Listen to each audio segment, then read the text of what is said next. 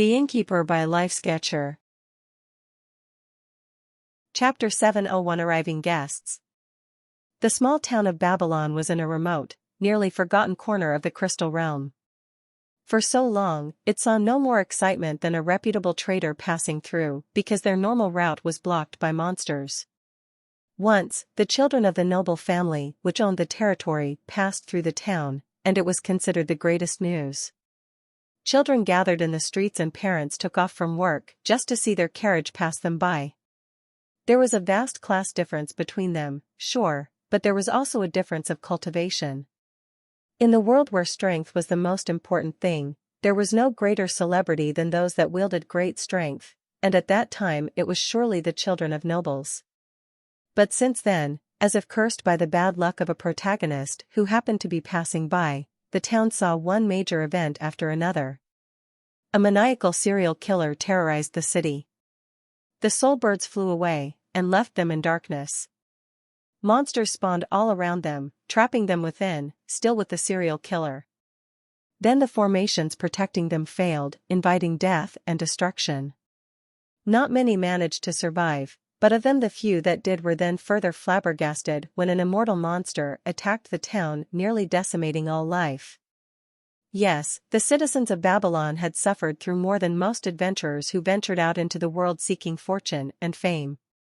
Then, finally, there was a period of peace. The few who survived had never been more thankful for a mundane Monday than after those horrid few weeks. Yet now, as if to balance all the pain they suffered, the citizens of Babylon were witnessing the most spectacular event anyone from their ancestry had witnessed for the past 100 generations. A marriage between two immortal lineages was taking place within their town. Normally that would have nothing to do with them besides give them a few stories to share with their kids. But for whatever reason, the families had decided to make this wedding extremely grand. As if that alone was not enough, the mysterious and powerful, yet remarkably friendly owner of the Midnight Tavern decided their scale was not enough and added a few touches of their own. There were rumors that the groom, Fardy Noel, was good friends with the tavern owner, and he wanted to make his friend's day special. As a result, the citizens did not know whose generosity they were exactly benefiting from, but they did not care much. Mario Ricci, also known as the Goat Father, walked the streets of Babylon followed by his gang members, throwing out cultivation pills as if they were flower petals. His son, Elio Ricci, had opened a free dojo where martial combat lessons were being given to any and all who were interested, once again, free of charge.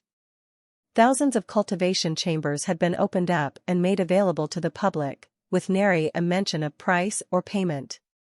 The only condition on the chambers was that no one could hog the room for too long, as it was meant to be shared by everyone.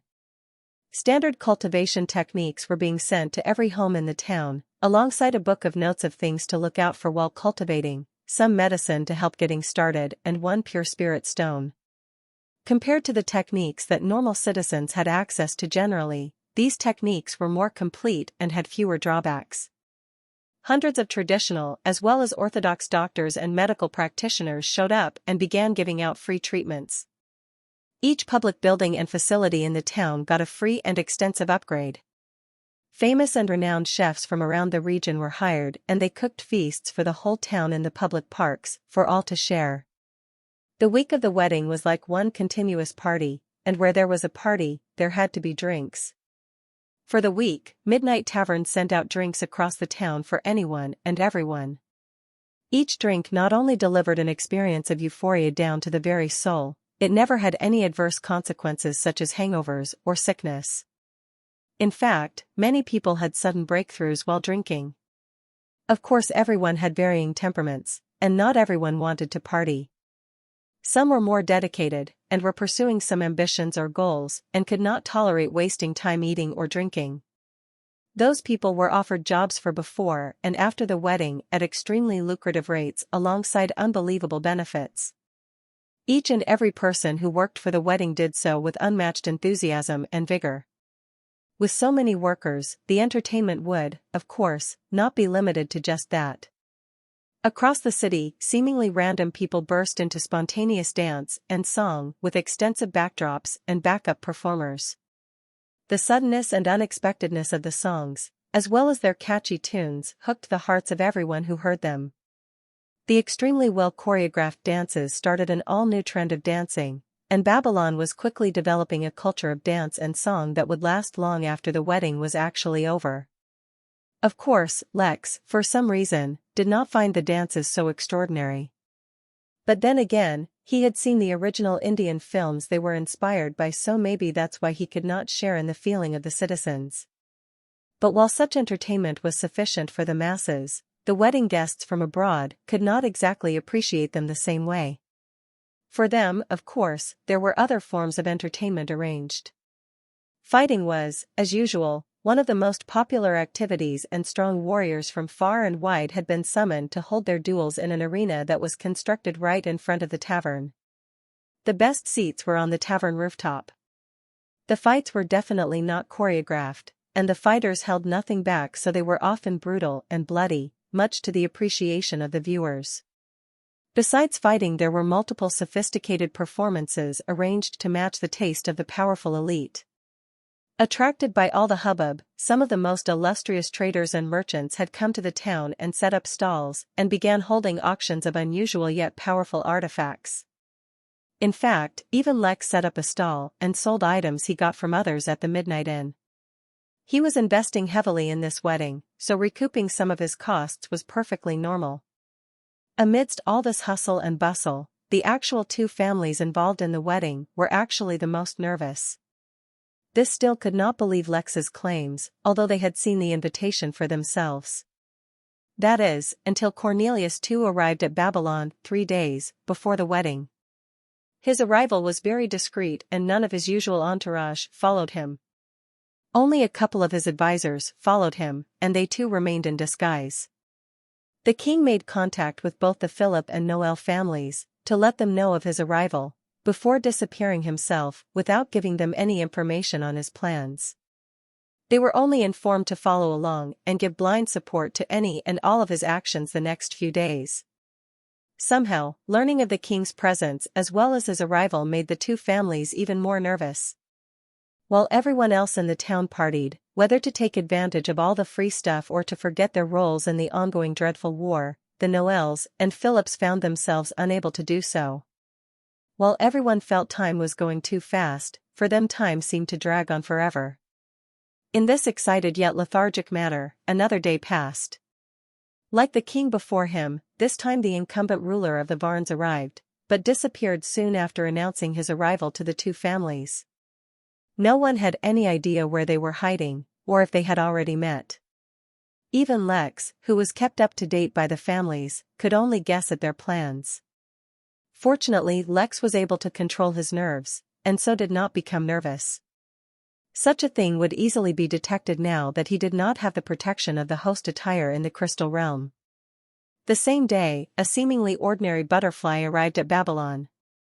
Although she looked very different from most Trollops, who had large bodies taking on the shapes of animals using some feature of their territory, the butterfly was the serving ruler of the Trollops.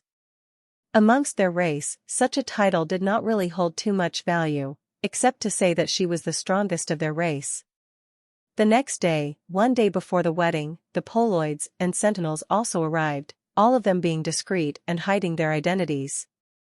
Everything was almost ready. Tomorrow would be the day. He only hoped this would be enough to get a SSS plus quest ranking. After tapping on his desk for a few minutes, Lex decided that it was not enough. He could take no chance. He had to get the highest ranking he could, so he would find a way to improve the score even more. From the Midnight Inn, Lex teleported away and appeared in front of the Infinity Emporium. Chapter 702 Gifts. What Lex had in mind was a little expensive, but that was all right. He could earn money again in the future, but if there was an issue with his cultivation, then that was not really something he could easily overcome. Moreover, once he was done with the wedding, he was intending on focusing on retrieving that special treasure on the rogue planet that the mysterious person had told him about in the Swirling galaxy. Treasure hunting was bound to be a profitable endeavor, right? With his many advantages, he did not expect so much trouble. He walked into the Emporium and was welcomed by the familiar presence of Powell. He seriously hoped that his guests found the inn as helpful as he found the emporium, because it had helped him out of quite a few troubles. "Ah, Lex, it's good to see you," Powell said enthusiastically. Oddly enough, he was not completely in his traditional uniform for the emporium. Instead, he was wearing a cardigan and had a pipe sticking out of his mouth, the smell of tobacco strong on him. "It's good to see you too," Lex responded fondly. "I see life has been good for you recently. You've picked up a new hobby." "Oh, this?" he asked, pulling out the pipe and raising it proudly.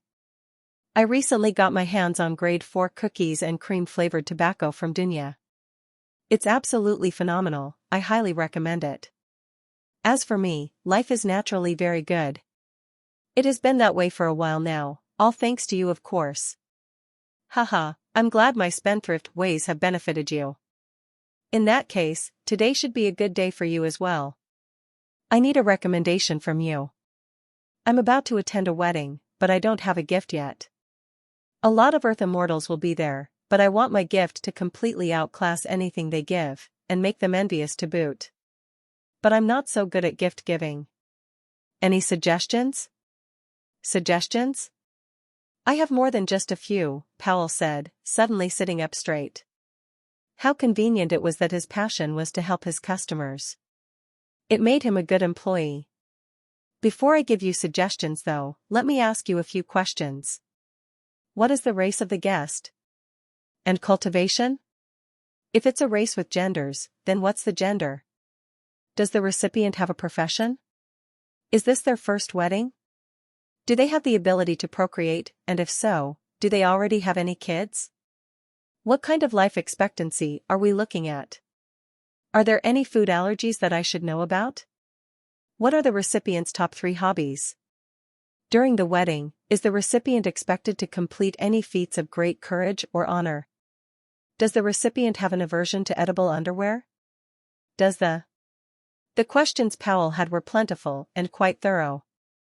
Lex was not able to answer many questions, for example any that were pertaining to undergarments, but he at least knew that he did not intend on giving any kind gift of that nature. It was at the end that he asked possibly the most important question of all, the budget. Placing a hand on his heart, Lex decided to go all out, as far as willing to trade even the teacup containing the law of femininity. Upon hearing this, even Powell was startled. This was no ordinary wedding present. The high cost Lex was willing to pay suddenly disqualified all the options Powell was considering.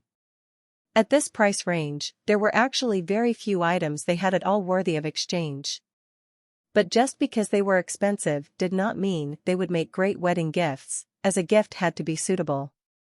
Wearing a serious expression, Powell said, "Please allow me a moment to compile a list for you of suitable presents. Do you have a time restriction on delivery?" "Yes, unfortunately I do not have long before the wedding begins. It will begin in approximately 20 hours. Another tough condition," Powell lamented before he diverted his attention to his tablet. Using his special access he had been given to be able to cater to Lex, he began looking through all their most precious items to see what was suitable. Just as he started, his eyes fell onto a specific item, the description of which startled him. Unable to restrain himself, he immediately showed the item to Lex, whose eyes began to gleam. "Yes, this will do quite nicely." There was no dawn or dusk in the crystal realm, and the hues of the sky all depended on the mood of the soul birds. Yet as the day of the wedding dawned, the sky was painted with a brilliant orange and gold in the far horizon, as if a magnificent sun were rising. Such an auspicious sight mesmerized even Lex, who was previously wishing his domain extended to the skies as well so that he may create a wonderful display. Yet, through some fortunate encounter, it happened on its own. Lex quickly learned of the reasons. This was a rare occasion where a new flock of soul birds was entering the territory of the ones who currently inhabited these lands. Moreover, the incoming flock was clearly more mature, which could be seen by the brilliant display. Lex, the Noel family, the Philip family and all the others who had gathered for any reason at all considered this a sign of tremendously good luck, for anything associated with light in the crystal realm was given great significance. After all, where there was light, there was life, and where there was darkness, there were monsters. Taking one last glance at the sky, Lex crossed his fingers before returning to the matters at hand. While he himself had to focus on the impending meeting, he also had to ensure the wedding procedures would go along smoothly. To ensure everything would be perfect, he had one last meeting with Ash, the wedding expert he had sent here from the Midnight Inn. As this was a union of two immortal families, especially two families subordinated to the royal family, there was a long sequence of traditional ceremonies that needed to be fulfilled. The two families, and the bride and groom especially, would be heavily involved at each step, though each family would have separate ceremonies. Then a procession would begin where both families departed from separate locations, but met together at the final destination at the same time, which in this case would be the tavern. Then, a few more ceremonies would follow, after which the two would officially be considered wed. On this day, there would be no dancing or fighting or plays or fabulous displays until the wedding was concluded, and the town would adorn a solemn feel. Only after the two were wed would the celebrations begin. During all this time, however, Lex would be busy with the meeting, which would start very soon. "Rick, has Edward arrived?" he asked, referring to the representative of the monsters. "Yes," Rick responded seriously. "To avoid any unnecessary troubles, he is staying deep within the sea for now. I will have to send the catfish to get him." "Well, send the fish. It's almost time." According to what he had informed the two families, the meeting will begin the same time as the ceremonies, which will be taking place in their respective residences. Every time one of the royal family members appeared, the same information was shared with them. Edward was the first to arrive, since he was the only one who had directly contacted the inn. He appeared in the same human form he took so long ago when he immersed himself in human civilization to increase his exposure and learn more about the realm. He was extremely fair, to the point that he almost appeared pale, though that did not detract from his handsome appearance. He had crystal clear, bright blue eyes that mesmerized Naki, Nami, and Nani when they saw him, and a gentle smile on his lips that made him seem mischievous. "It's a pleasure to make your acquaintance," Edward said politely when he finally met Lex, giving a soft bow instead of shaking hands. "The pleasure is mine," Lex reciprocated. "I'm glad that you could make it. I'm sure your presence will add greatly to the meeting that we are about to have." "I hope so, though I admit my being here might invite some trouble for you. The other races don't take fondly to monsters, though I do not blame them. The matter we are here to discuss is greater than individual interests. When they learn of the magnitude of what we face, they will be forced to set aside their personal grudges and work together." "I sincerely hope that you are right," said a third voice, as a newcomer entered the room.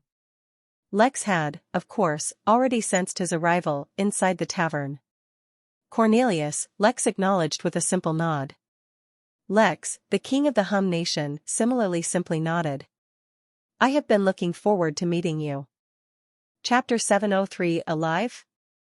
Lex knew all about the reason the king was looking for him, as he had had a conversation at length with Aegis about it. The king wanted his cultivation technique since it was one for the true path. Unfortunately, it was not one that could be shared even if Lex really wanted to share it, which he did not. "I've also been looking forward to meeting with you. I've heard much about you, and I am good friends with your daughter, Quenhild. And to think, once there were rumors in the academy that you're one of my children too. I found the events leading up to that quite amusing." Lex smiled wryly. Now that those events were long past, he could really look back and find them amusing. At the time, though, it was more nerve-wracking. "I found it quite an honor that anyone would think to link me to you. But at the same time, one cannot put too much stock in rumors. Maybe one day, when I grow stronger, the story peddlers will claim I am secretly your brother." This one statement, while complimenting Cornelius, also displayed the deeply rooted confidence that Lex held in himself and his future. Though not directly, he was already claiming that rising to the same height as the king was a foregone conclusion. Cornelius smiled, as if he did not pay attention to the claim, and said, "The boldness of youth always enables one to achieve outstanding results. Even I achieved most of my most famous achievements when I was young and loud. You are already not less than I, for when last has history seen the representatives of so many of the races gathered together for a meeting? Cornelius' words seemed to be comparing Lex's claims to the brashness of youth, reminding him that until something is already achieved it is not but loud boasting. At the same time, he was pretending to give Lex a compliment, but was laying the credit of his achievement to the mysterious author of the book. He was laying the credit of his achievement to the mysterious author of the letter that invited them all here. Lex smiled, for little did Cornelius know that he was indeed the one who authored the invitation letters, so his confidence was not assaulted as Cornelius had been hoping. "Come, let us move towards the meeting room while we wait for the others to arrive," Lex said, completely uninterested in entering a duel of words with Cornelius. Seeing that he had failed to entrap Lex with his words, Cornelius turned his attention to Edward, the monster. His own confidence, too, was unaffected, and he had many other ploys waiting to be revealed. It was not easily that he had brought humans, the race that was born the weakest, and made them strong. Besides the crystal race, which stood out firmly as the strongest, there was no clear ranking of which race was stronger or weaker than the other. As a result, while the humans did not gain a clear advantage over others, at least none could hold influence over them either. Even the seemingly mighty Trollops made deals with humans instead of forcefully taking territory. Other than his own clear genius in handling difficult situations appropriately, it was also because of Cornelius' strength, which was widely recognized. He was far stronger than an earth immortal was supposed to be, and following the true path was not enough to make up for the difference. If it were, Aegis would not be so outclassed by his own father. At the same time, Edward would not be so well behaved in front of Cornelius. The monster had been alive for millions of years, but clearly he still suffered a trauma from when he and Cornelius last fought. Lex led the two to one of the many hidden rooms of the tavern, as they had to remain out of sight while the ceremonies took place within the tavern. Sipping on one of the incredible beverages Lex had prepared for Earth Immortals from the Emporium before the meeting began, Cornelius looked at Lex and said, "While we wait for the rest, why don't you share a little about the reason we were invited?" "I think it's best if we wait for full attendance," Lex said politely, yet uninfluenced by Cornelius. "After all, otherwise I'd have to endlessly repeat myself if I had to tell each guest separately.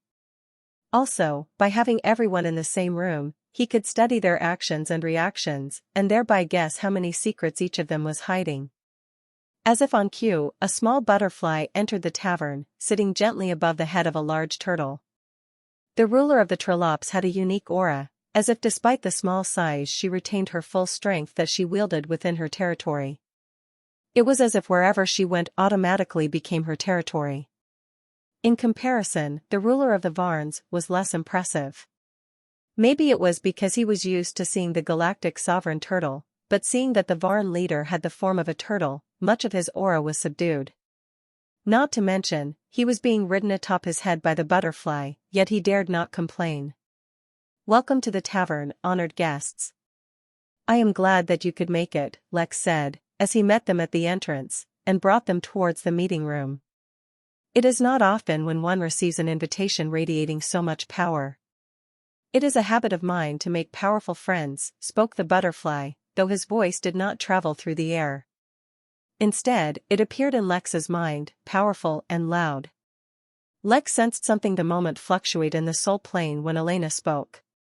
It seemed she was using that as a medium to speak, rather than the physical plane.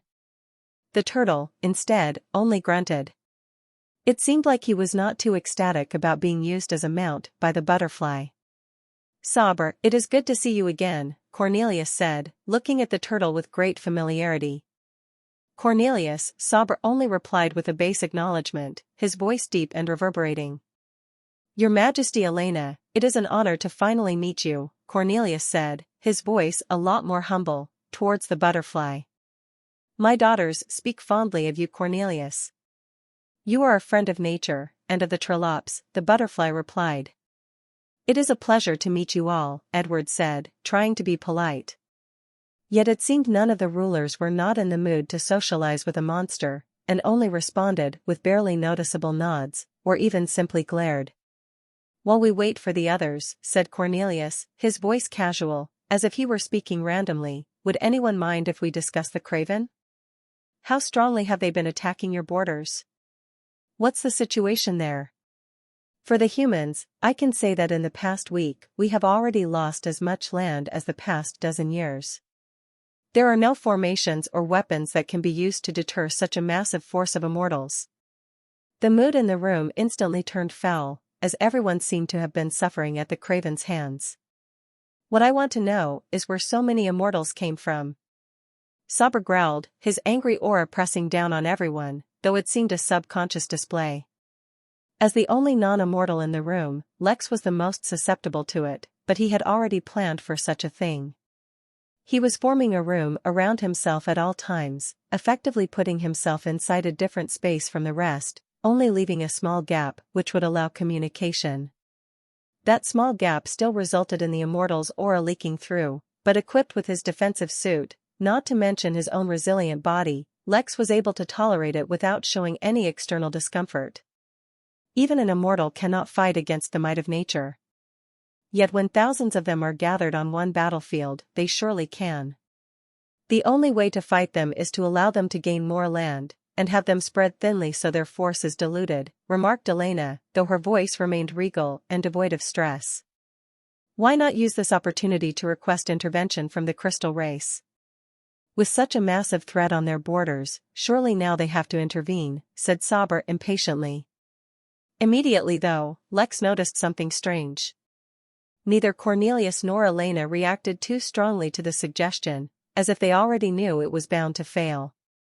Unfortunately, I have some bad news, Lex said at that point, lest the silence pervade too long. I visited the Crystal Nation personally, and even shared some of the details of what we will discuss today with them.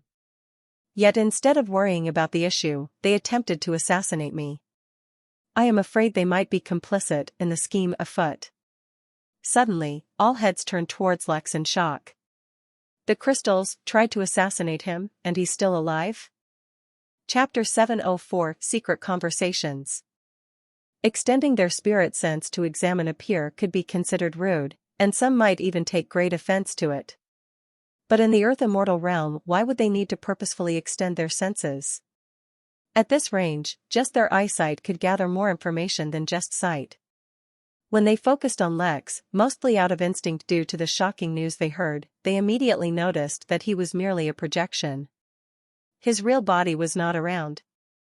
This once again startled them. How was it possible to have such a perfect projection without any trace of the link to the real body? If they had not focused, they would not have noticed at all. Before they could resolve their confusion, though a tingle in the back of their necks, a sensation soft and barely perceptible, grabbed their attention. It was a sign of a warning. Their bodies were reacting defensively to something extremely dangerous. While Lex was still smiling as ever, the warmth on his person changed to frigid coldness for barely a second. Still, the second passed and Lex returned to his usual self, while the sensation of impending danger passed. But now everyone was acting warily. Clearly, that had been a soft warning from Lex. None here had any intention of acting rudely, since none of them could compete with the power radiating from the letter. Yet all of them were extremely confident, and had something to rely on should they get into trouble. Their deep heritage and secret weapons were the source of their confidence, but they were quickly reminded that they weren't the only ones with secrets. Lex was quite pleased with the reaction the immortals showed. It was very important he retained control of the situation, which was harder to do in a room full of not only immortal beings, but leaders among their respective races. To stimulate the sense of danger, he had momentarily powered on his dragon's wake formation. The powerful and threatening aura it radiated was far above the limits of this world, so it was usually a strong deterrent. This time, Lex did not turn it on all the way, as he did not know how they would react if they realized the power was above their world's limit, for if anyone had the potential to notice this detail it was one of those here. But just stimulating the formation was enough to pass a subtle warning. Yes, like I said, they attempted to assassinate me the moment I shared the news with them. As a result, I did not even get to share the invitation with them. It's hard to keep secrets when the invitations were sent to so many, but unless someone specifically shared the news with them, it is likely they do not even know about this meeting. Silence pervaded the room as everyone contemplated what this meant, not only for this meeting but the general situation of their realm. It was while they were contemplating that the final two expected guests arrived at the inn. The sentinel was humanoid and was wearing something that looked like a knight's armor, but instead of metal it was made of a bone-like material. Beside him was a short yet fat insect-like creature that looked like a large, chubby grasshopper. That would be the Poliad. Lex teleported to them, and after extending his greeting, led them to the meeting room. As he had done before, Cornelius was the first to welcome the newcomers. "Abras, I see you haven't croaked yet," Cornelius said, looking at the sentinel wearing a look of schadenfreude. "Your fist is not as strong as you assume." "You'll have to try harder if you wish to kill me," the sentinel replied, once again speaking directly in the mind. The sentinels were a unique spirit-based species, meaning that while they were mostly spirit creatures, they also possessed physical bodies, which is what made them unique in that category. Unfortunately, their bodies happened to be their greatest weakness.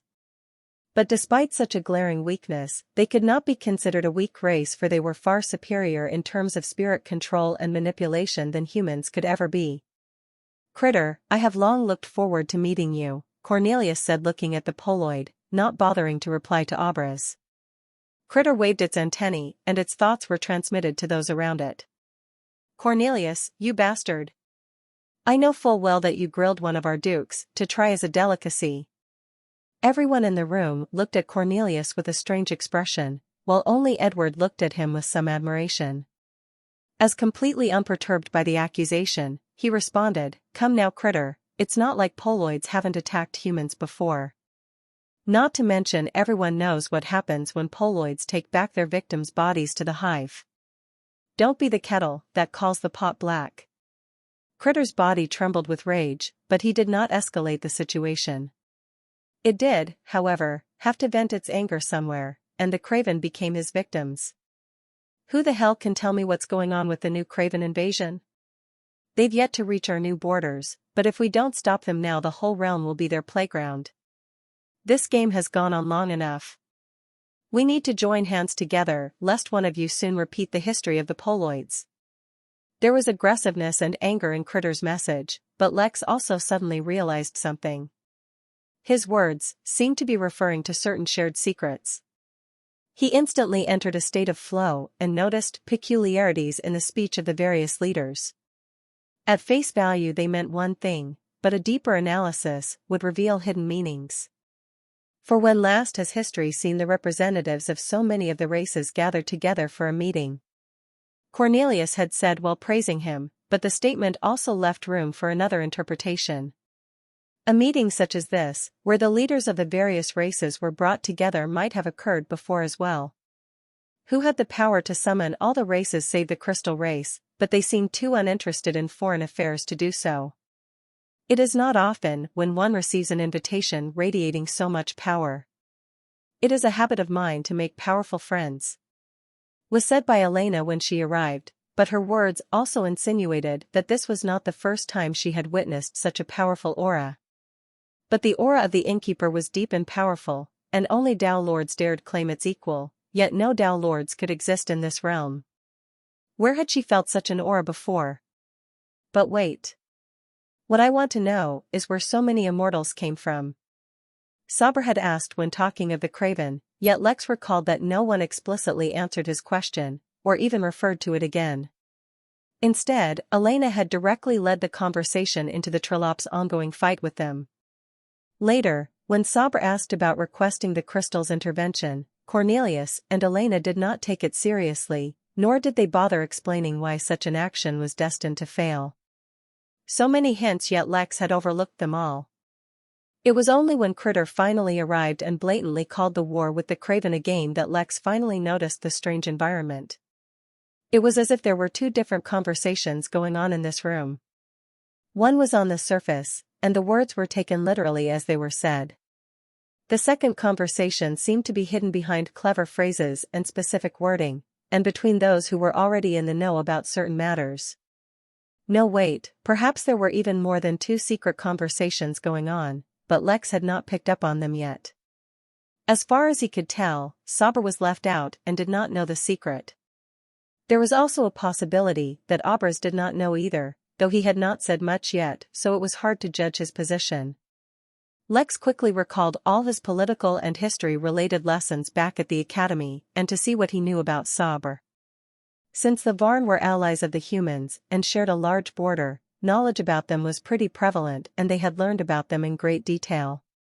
Right, he recalled in one of his lessons that the latest Varn monarch, Sabr, had only come into power around 100 years ago, and inherited the position from his uncle who was badly wounded in a battle with the Craven. The old king had since then been in retreat to heal from his injuries. Lex's eyes gleamed as stood in silence and allowed the conversation to continue moving forward. The more these realm leaders spoke, the more secrets Lex would be able to uncover. Even if we ally together, which battlefield would we tackle first? Whose lands would first receive reinforcements while whose lands would be left unprotected? Joining hands together is unrealistic. Or at least it would have been, but we have a new player on the table now. Abras, who had just spoken, turned and looked at Edward. Before this, monsters had only ever been viewed as the enemy of all life. Could that possibly change? Chapter 705, True Deity. Under the influence of his vigorous cultivation, as well as many techniques that he learned specifically for this day to keep him in top shape, Farty looked fresh and seemed energetic as he went through one ceremony after another. For some ceremonies he was required to act, for example, pledging his allegiance to the royal family, while for others he had to sit in the middle of a crowd while they used him as a prop. The situation was less than ideal, but fortunately he would only have to go through this awkward procedure only once, hopefully, since if he had to go through it again it meant he was once again getting married. Despite his appearance, however, the man was actually feeling quite nervous and uneasy. Although he was making the best decision for his future, and if all went well with the war, the resources at his disposal would be tremendous. His ascent to greatness would become but a matter of time. Yet he could not really claim to be completely enamored by his intended. Her personality was slightly extreme, and even now he could not forget how she had used him so blatantly, all in the efforts to test out his loyalty. But there wasn't much he could do about that anymore. He would have to learn how to get along with her. Hopefully things would work out for the best. For a moment he became weak in the knees, but there were too many techniques and medicine keeping him in top shape, so he recovered instantly. For some unknown and completely unrelated reason, Farty made a resolution to surpass the Earth Immortal Realm and ascend from the Crystal Realm as quickly as possible. He wasn't losing out if he didn't make it, but he had to at least try. "Don't worry bro, just another hour of this, before you get to see your lovely bride," teased his sister. How could she not know his thoughts? Would she really be his sister if she didn't tease him about exactly what scared him? "As a special surprise gift for you, I've already made arrangements for you two to attend a special honeymoon vacation with a group of 5 other newly married couples. Love Island is highly recommended by all my friends." Despite all eyes being on him, Farty couldn't help but groan. The day had started so beautifully with an amazing sight of a new flock on the horizon. But just as the flock disappeared and took the beautiful hues and painted in the sky with them, so too was Farty's confidence disappearing. Edward, who was sipping on a warm malt, paused and smiled as all eyes turned on him. As uncomfortable as he felt under Cornelius' scrutinizing gaze, it wasn't as if he was afraid. Much like Zagan, who had the title of Ocean King, he too had a title that had been passed down the ages. His current gentle and mellow demeanor was a result of him gaining sentience and thus being able to suppress his urges, but that was not how history had described him. Back in his youth, when he was a little wild, due to his inborn hatred for light, he hunted down and fought with many soul birds. In fact, he had hunted them and managed to kill so many young ones that the divine energy flowing through their bodies had altered his own body, making him immune to heat, and giving him an aspect of divinity. Thus, he was called Edward, the divine retribution. All of that was a way of saying that essentially, he was not a weakling. He just had new hobbies these days, and avoided fighting when possible. I don't know why you say we monsters are new players, he said between sips, the foam hanging on his upper lip like a mustache. Monsters have been fighting Craven from the very beginning.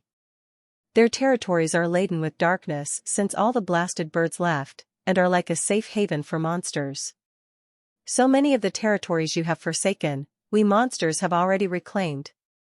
This news came as a surprise to everyone except Lex, who had been receiving detailed briefs from Rick about his conversations with Edward.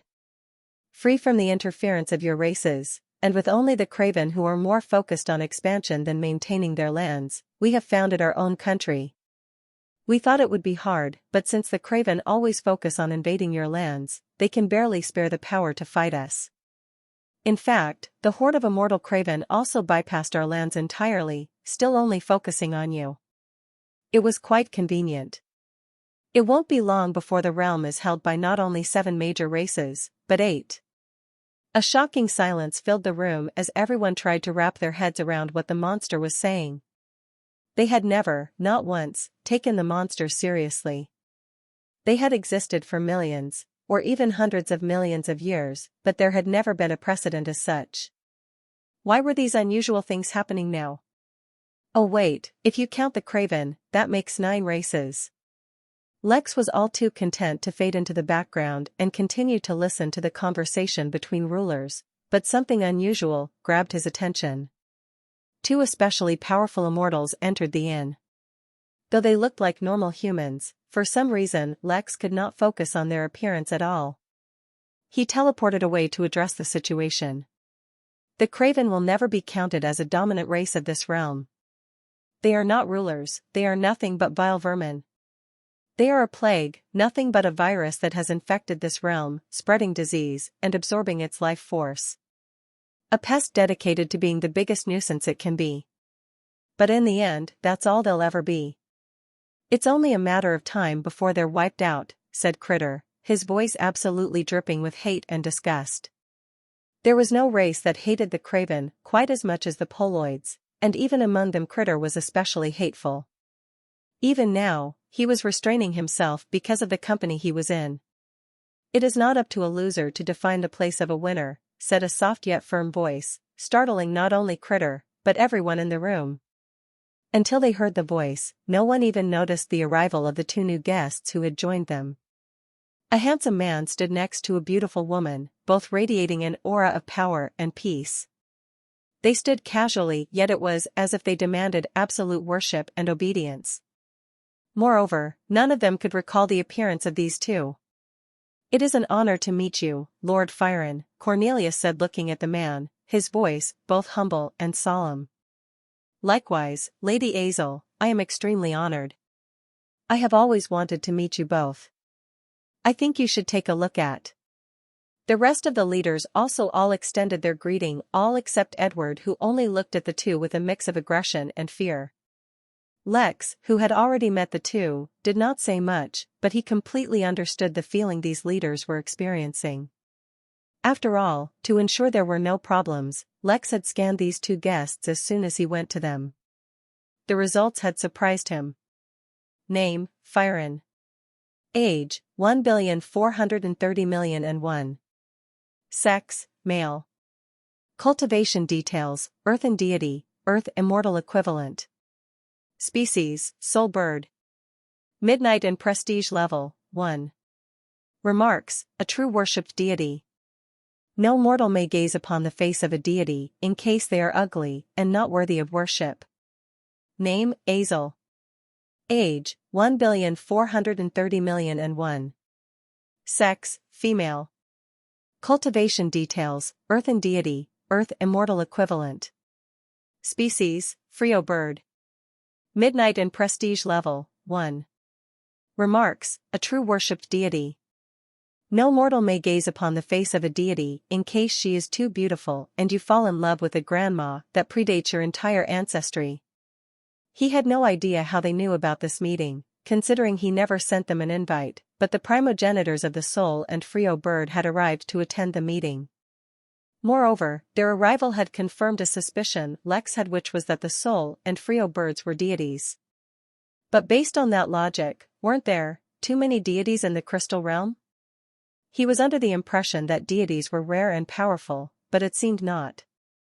To be fair, he had drawn conclusions without doing much research on the matter, something he would remedy soon. But now, looking at them, another suspicion formed in Lex's mind. Once, long ago, he found a seemingly ordinary rock which produced the divine essence, something he had used on himself and even sold at the inn. Now he had confirmed that the realm was teeming deities in the form of soul and frio birds, though he suspected the original two were the only ones that counted as true deities. Considering the very limited time he had spent here, there was a very real possibility that there were many more deities here as well. Maybe the crystal realm was especially suited to giving birth to deities. Depending on how easy or hard that was in other realms, that may be a significant feature someone from a stronger realm might covet. Chapter 706 Glow. There is no reason to focus so much on unnecessary etiquette, Firen said in response to everyone greeting him and expressing how honored they were to meet him. For too long neither he nor Azel left their abode within the Crystal Nation, so only the most privileged of the Crystal race had the opportunity to meet them. Instead, our time would be better served focusing on the purpose of this meeting. No one took offense to the bluntness displayed by Azel. All the races in the entire realm depended on the soul and frio birds, so no one was about to pick a fight with the first ever soul bird. Besides, there was one simple truth in life that no one could deny, which was that might was right. Firen was the oldest living, and one of the most powerful, if not the most powerful being in their realm. With both the power to forcefully suppress them, and the influence to damn their entire race to the darkness, not to mention the fact that he was literally a deity, he could walk into any room and take complete command, and no one would object. Well, almost no one, since Lex was more intrigued than intimidated by him.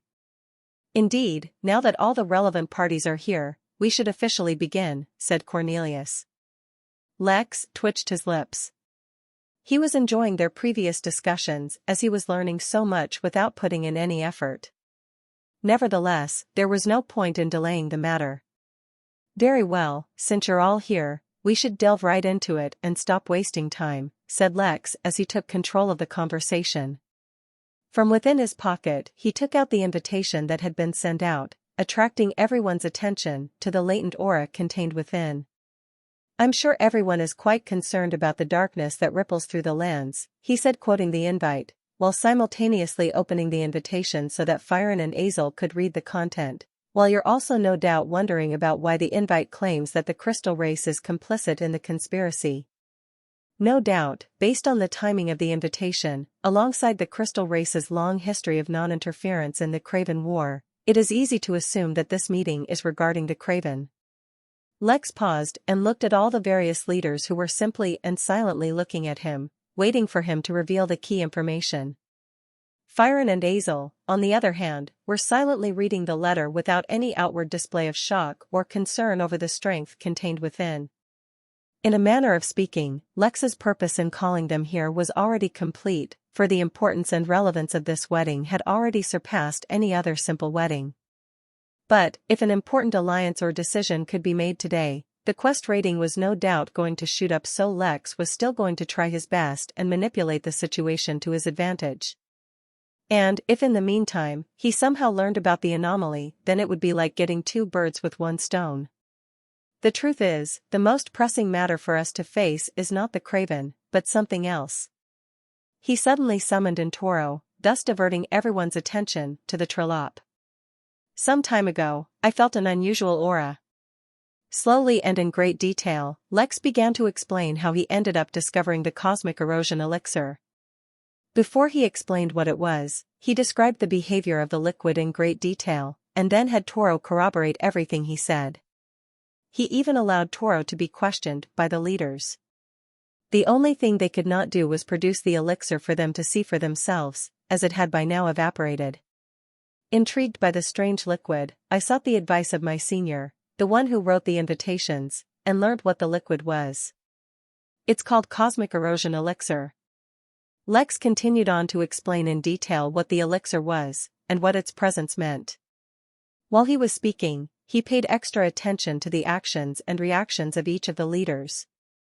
Despite their stoic expressions initially, he was able to pick out growing solemnity on their faces while he spoke.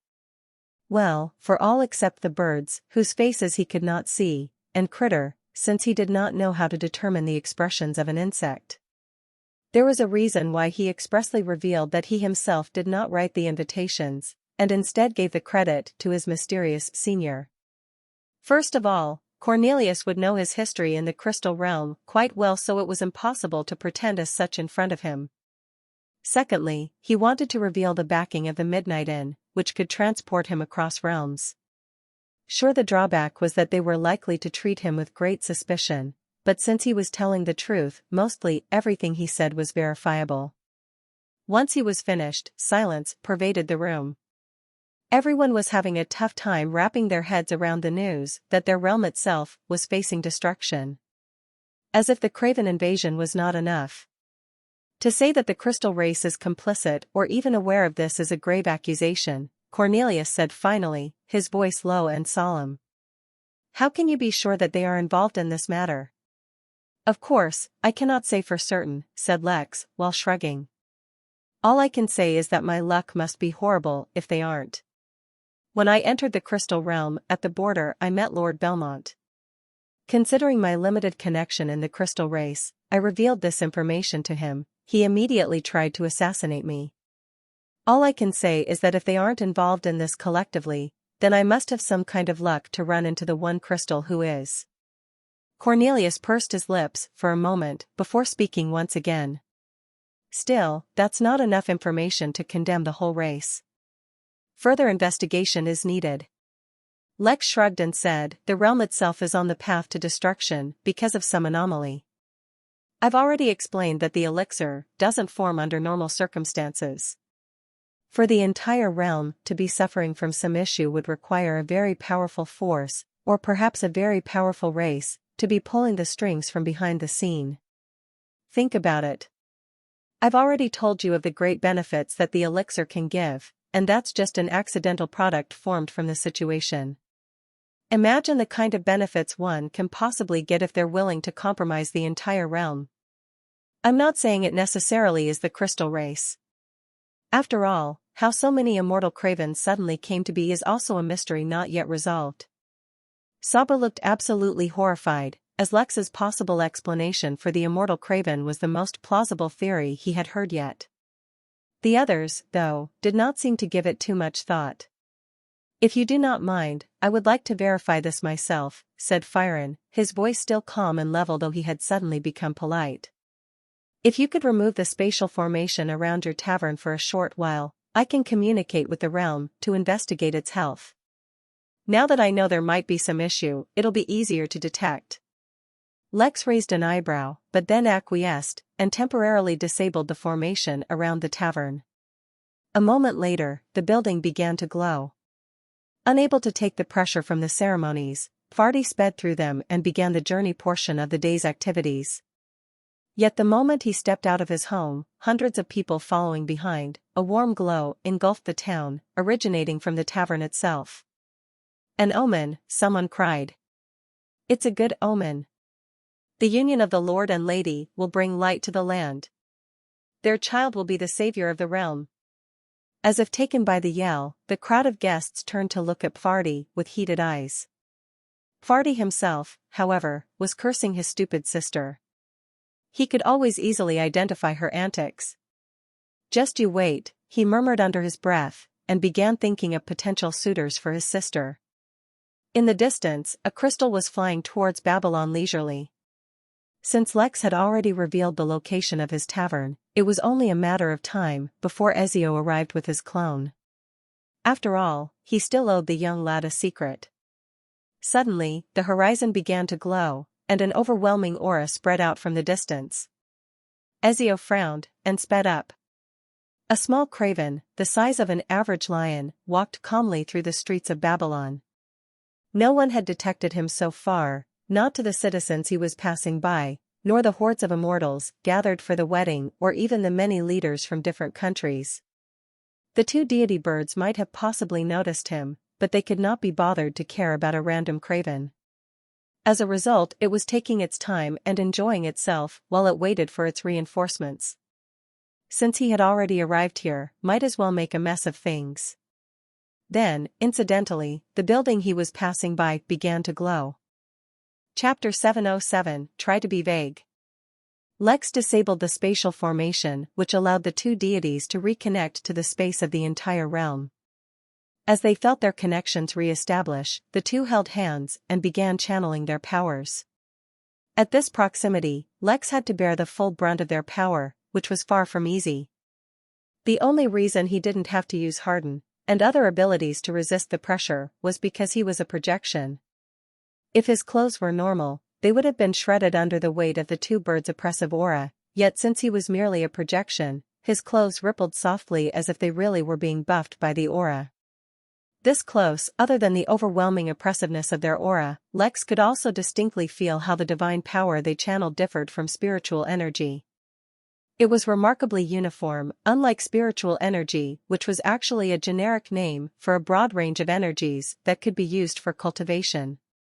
He also felt like it would be difficult because it was about as pure as it could be, and it was also unlikely that the concentration could be increased either.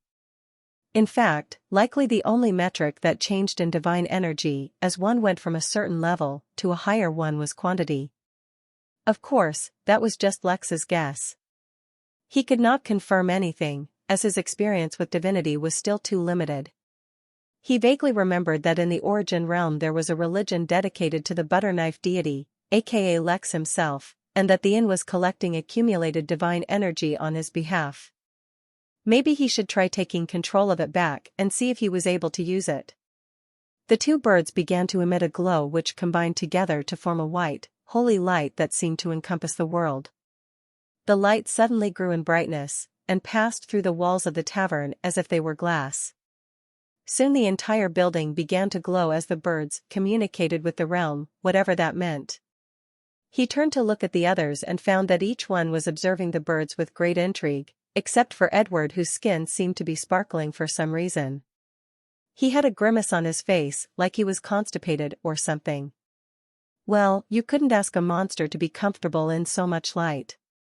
The light kept glowing for a few minutes, but just as it began to dim, another considerably powerful person entered the tavern.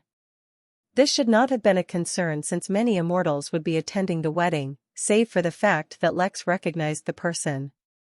It was Ezio, the Crystal Race member who Lex visited in prison. Or, more likely, his clone. Lex frowned, then he sighed and teleported to him. Since he was here, he might as well be brought to the meeting as well. By the time Lex returned, the birds had stopped glowing. But before getting into the matter, everyone looked at Lex, who was now bringing a Crystal Race member into the room.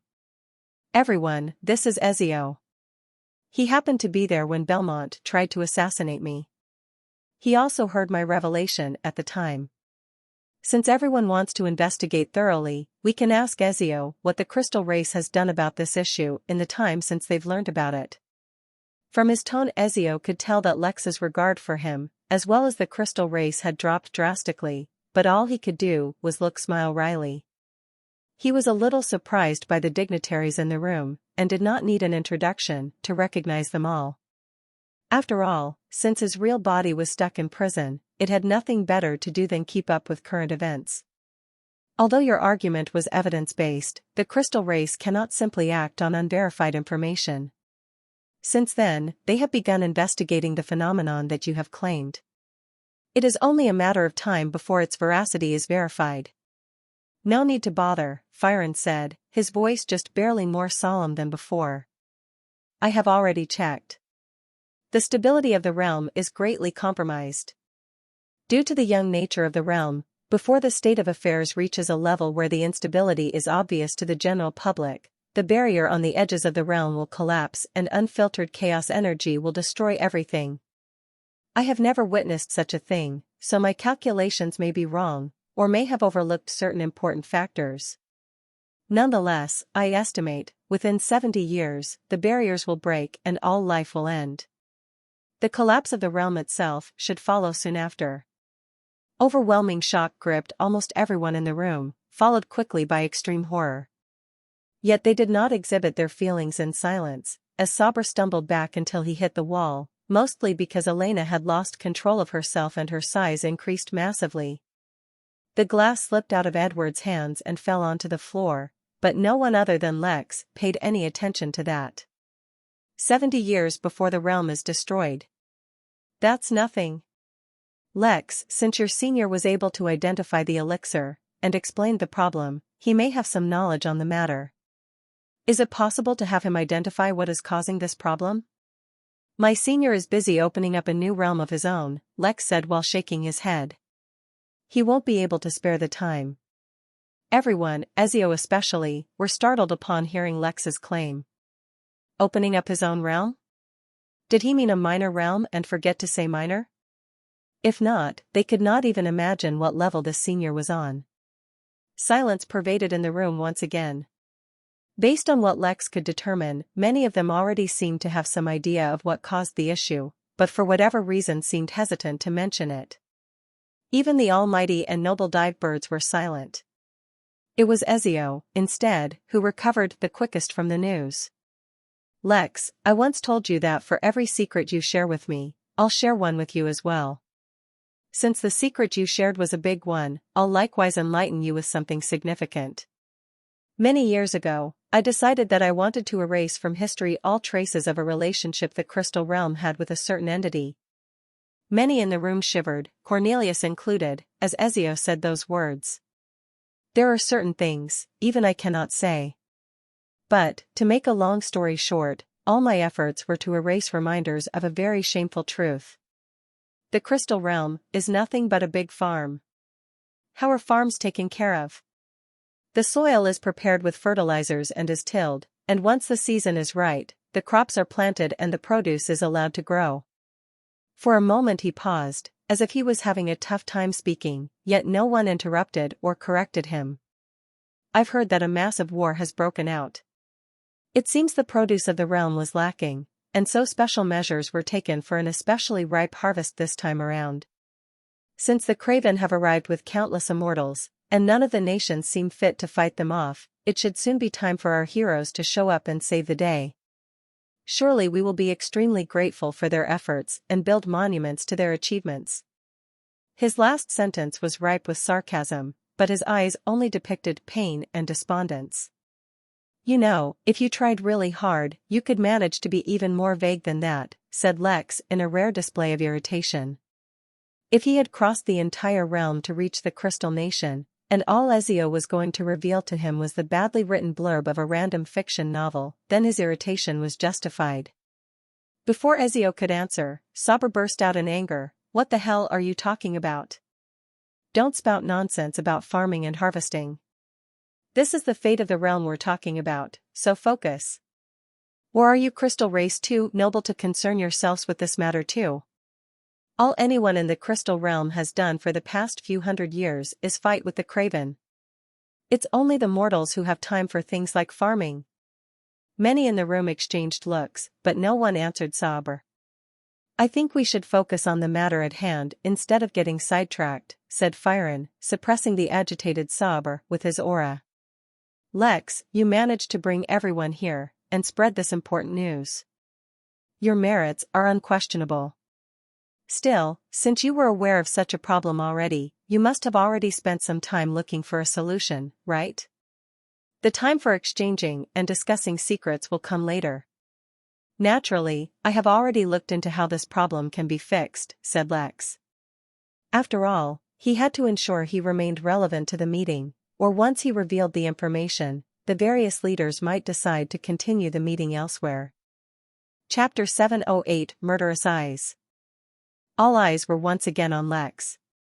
As an outsider, besides the backing of someone powerful, Lex needed something concrete to remain relevant as things progressed. One way or another, he planned on figuring out the reason for the anomaly from the group gathered here. Also, yes, it would be nice if they can save the realm, thereby ensuring the continued existence of trillions of living beings, or perhaps even more. But life would not end once he completed those tasks. He would continue with his other endeavors, and his connection with the Crystal Realm would also continue to persist. In that case, the best-case scenario would be if he used this current opportunity to build a strong relationship with these people. But building a relationship wasn't enough. He had to make it so that they would be the ones to consider him an important contact to have. Having the solution to a destabilizing realm was one of the ways he planned on achieving such an image. Before we can fix anything, we have to identify how the problem was caused. Unless we know what exactly is causing the realm's decline, there is no solution that will work. Or at least, I don't know any way to go about it. Instead of elaborating on the issue further, Lex became silent and stared at the group. Now it was up to them. If they knew what the issue was, they would have to tell him. If they had suspicions, they had to confirm it. If they had neither, then he would direct them. Either way, he would come out as the winner since he could complete this long-pending quest. As if to insinuate that the issue might have something to do with what they were speaking of before, Lex turned to look at Ezio. He only had an awkward expression on his face, as if he was struggling to say something. "All right, I've seen enough of this," said Hazel, her voice cold and frigid. One could not say her voice was emotionless, for one could clearly discern annoyance and irritation in her voice. A long life at the top of the food chain has made you falsely arrogant and prideful. There is no shame in bowing one's head when one is weaker. The matter at hand is quite simple. Since you know of many matters, have you heard of Ventura? I have heard of it, said Lex, refusing to elaborate on the extent of his knowledge. He remembered Luther once brought the matter of in-workers, possibly going to Ventura, to progress their study, but Lex had refused. It posed too many risks. It only makes sense that you have. Ventura is the foremost academy for cultivation in the entire universe. They accept students from any race so long as they are skilled or talented enough, and of course as long as you can afford their tuition. Or, if you are specially recruited or go through some scholarship program, in which case you can avail all that they have to offer for free. We even have some of their top-performing students among us. She paused, momentarily, to look at Cornelius, followed by Elena. Neither of them shied away from the stare, and continued to listen in silence as if they were not the ones being talked about. Such an organization, due to its massive size, naturally requires many resources. It also needs to continuously gather extremely talented students. One of the ways to do both is to assume control over a realm still in its early development, and artificially manufacture a conflict. There is no greater motivation to improve oneself than the threat of death. Lex noticed that both Sabre and Edward reacted the strongest to the news, betraying their ignorance. Yet as Sabre was about to speak, or no doubt scream and yell, Critter put one of its bony legs on his shoulder, as if to dissuade him. Ultimately, the Varn remained silent and kept on listening. You're saying that Ventura purposefully sent the Craven here to wage war in the hopes of spurring the growth of multiple talented cultivators who could be students, Lex said calmly, as if he was making sure what he heard was correct. Yet oddly, as he spoke, his voice was devoid of all emotions.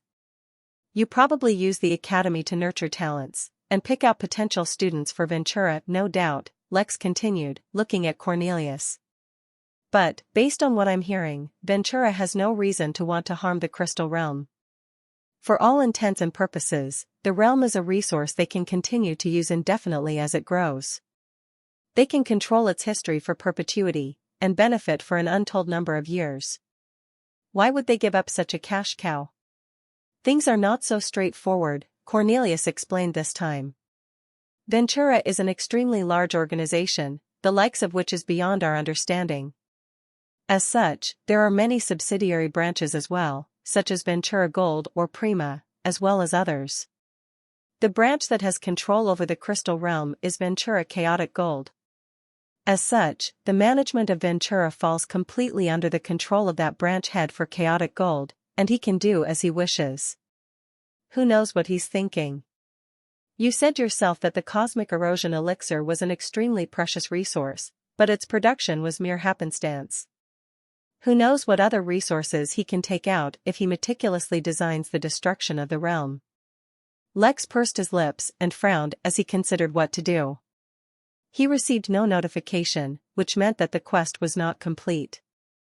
Knowing that Ventura was somehow controlling the realm to farm out students did not seem to be enough to count as figuring out what the anomaly was. He needed specific answers. Moreover, since the anomaly was what resulted in him accidentally entering the realm from the origin realm, he suspected it had something to do with that.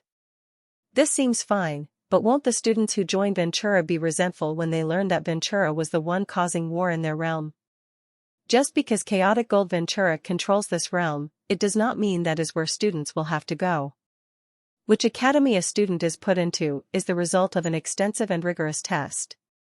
If a student is talented enough, and contributes sufficiently to the academy, they can apply to have the realm left alone. I myself have also transitioned from a student to an aide. If I make enough contributions, or if I get promoted enough to rival the branch manager for chaotic gold, I can also apply to have control of the realm transferred. Alright, so we have concluded that Ventura is likely the reason for the anomaly. How do we progress from here? Unless the anomaly itself is identified, there's nothing we can do to remedy the situation. Azel was about to continue speaking when Lex's eyes widened in horror. A massively powerful attack had landed on the formation surrounding the tavern, and instantly destroyed it. Before he could react, another attack landed on the building. The entire tavern trembled, and even seemed to wobble as an extremely savage aura swept through it. Although the building had survived the attack, for some reason Lex did not know yet, all the windows had shattered. Much of the furniture seemed to survive inexplicably, but an immense amount of destruction was also wrought. The spatial formation Lex used to control the space around the tavern, as well as all its protective formations and the Dragon's Wake formation had all been destroyed. But that was far from all. As Lex entered his overdrive state, which allowed his brain to work faster and more efficiently than normal, he swept the tavern with his senses and discovered that all of his workers were injured. Betty, Big Ben's wife, seemed to be in the worst possible condition. He immediately teleported away, not bothering to give any one of the leaders in the room any instructions.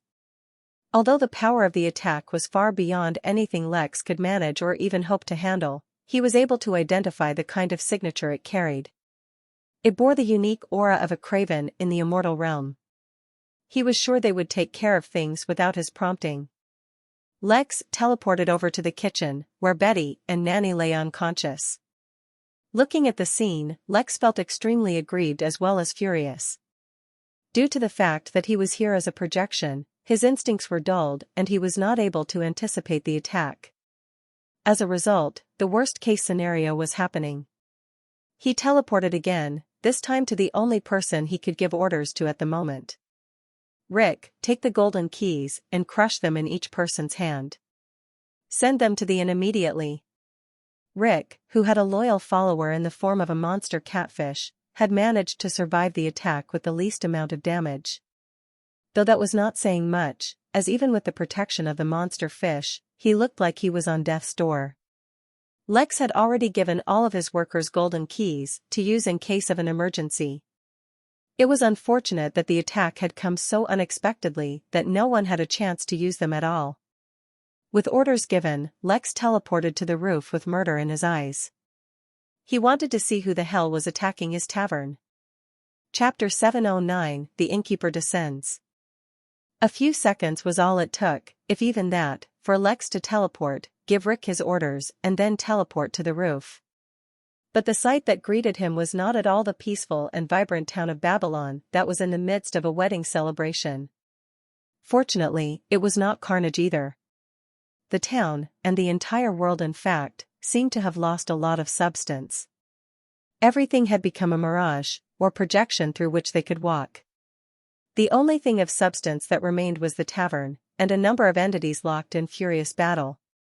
A dozen craven were gathered outside, and were all at the immortal realm. It was their joint attacks which had completely destroyed the formations around the tavern. Lex had no idea how exactly the tavern itself had survived the attack when even the formations failed, and could only interpret it to the dribble oak wood which all the wood in the tavern had been upgraded to. But it was uncertain how long that would have continued to survive the onslaught if so many immortals kept attacking. But it just so happened that within the seemingly mundane building were gathered the strongest beings in the realm, one and all. Before the craven could let out their third attack, the two deities used their divine powers to isolate them from the rest of the realm, lest their fight kill all the nearby civilians. The rest of them did not hold back, and attacked with full fury. Saber was especially lethal, as his attacks betrayed common sense, his anger and frustrations at recent revelations warping his state of mind. Now that he had found a completely acceptable and reasonable outlet, why should he hold himself back? It had to be noted that there were more than a few immortals in Babylon, so just a dozen craven should not have been able to so effortlessly infiltrate. But then again, even among the craven these few were far from ordinary. Moreover, they had already made preparations beforehand. All the immortals who did not happen to be inside the tavern were suffering from severely weakened powers at the moment. The craven had deployed a very special kind of poison in the air that only targeted immortals. Incidentally, gerbil oak would also cleaned and filtered the air, so no one in the tavern was affected. By the time Lex arrived on the rooftop, all the fighters had spread out and it was as if their savagery knew no bounds. The level of this fight was way beyond Lex, and if he were in Babylon any single one of the attacks being thrown around would very seriously injure him, if not kill him outright. Even though Lex could not be blamed for being vulnerable in front of a dozen immortals, he could not help but feel anger and frustration. Aware of the fact that such feelings won't be of any help, Lex simultaneously studied the craven. There was something unusual about this small group, though he was not familiar enough with the craven to pick out what it was. The one thing he did pick up on was that the leader of the group was a very small craven that barely came up to Lex's chest. Yet dwarfism had not prevented the craven from being strong, as it projected the fiercest aura of the group. Clearly, he was the leader. Yet while the others fought, the leader stood unperturbed as he looked towards the two deities. Lex clenched his fist tighter as he looked at the craven, for some reason reminded of his experience with Belmont. He had been slighted by him as well, though not nearly as much. Even then, Lex could not do much but play a few tricks on him. Yes, theoretically Lex could use an array that could reach the immortal level in strength. In fact, he even had the blueprint for such an array, one of the final lessons inside the book hidden within the ring he studied arrays from. Yet he had never been able to complete it, even with all his current strengths. What he wouldn't give to have another butter knife at maximum strength again, but since the knife can only be used inside the tavern, it would be useless in his current situation. The craven and the birds continued to stare at each other, and Lex suspected that they were conversing in spirit sense. "It's done," said Rick weakly, as he entered the roof. He looked pale and was out of breath, but his weakness had not stopped him from acting as quickly as possible. Lex, whose original body was still inside the inn, scanned it and quickly checked up on all his workers. It wasn't that he could ignore his guests who had been hurt at the tavern, but that he only had a limited number of keys at the tavern as he had not expected such a disaster. All of them were in the recovery room, being healed. But just that alone did not guarantee that they would survive. Even tolerating the aura of an immortal could damage the spirit of a mortal, as everyone had suspected of Lex when he first arrived in the crystal realm. Suddenly, he stopped and he felt his heart plunge. While their survival was still in question, there was at least one thing that could be confirmed. Betty, Big Ben's wife, who had been expecting, suffered a miscarriage. An ominous cloud began covering the skies at the inn. Anyone who was familiar with the inn's history began wondering who had crossed the innkeeper this time. Maybe there would be something interesting to gossip about soon. But no, the enemy of the innkeeper was not inside the inn this time, and Lex had almost no way of harming him. Almost. He used targeted scan on the lone craven, just to see if he could learn anything about him. Name, Bilal Sakrin. Age, 17. Sex, male. Cultivation details? Species, craven. Remarks, special material detected on target. Acquire to trigger a special quest. Rick, use the card I gave you earlier, said Lex, his voice deep and filled with suppressed emotions. Without asking any questions, Rick reached into his pocket and pulled out an ordinary-looking business card.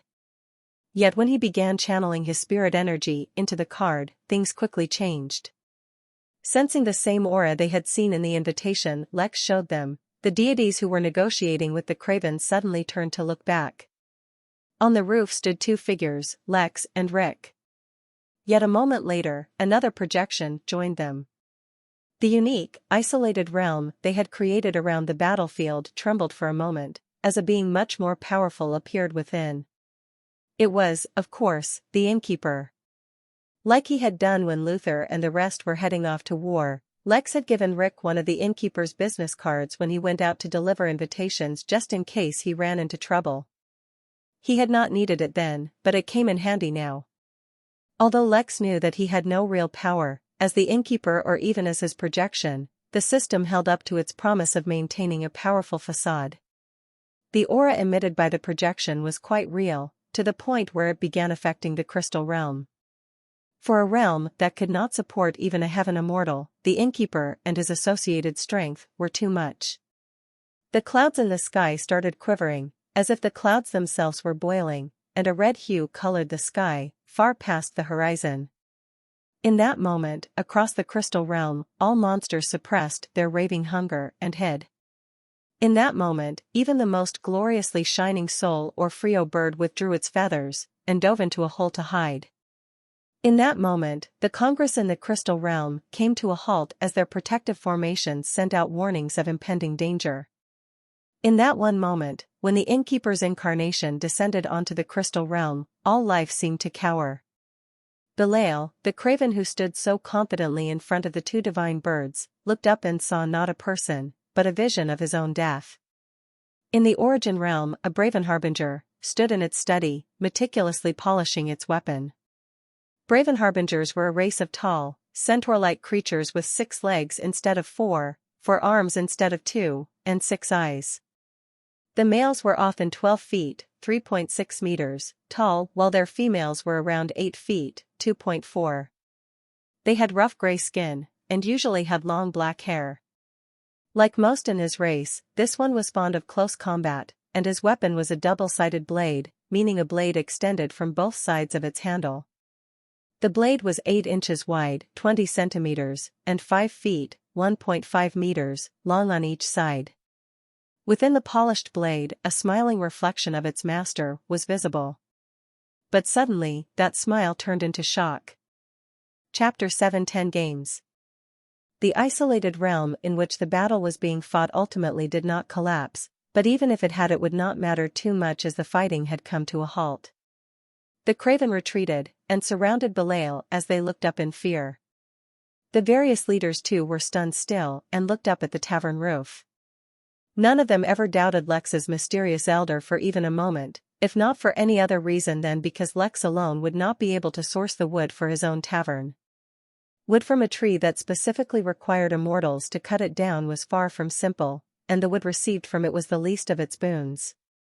Cornelius specially believed Lex had a mysterious background, for he himself had many unique life experiences, and knew the benefits a solid backing afforded one.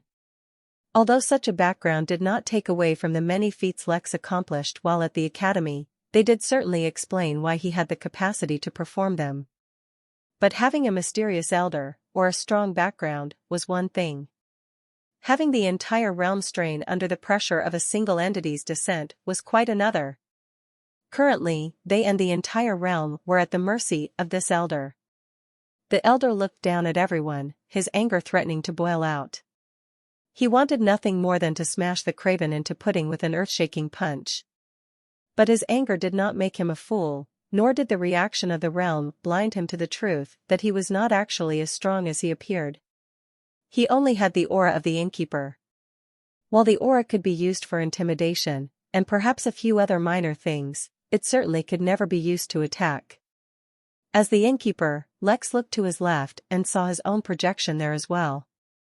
It was a strange sensation looking at a projection of yourself, through yet another projection of yourself, while your mind was connected to both projections.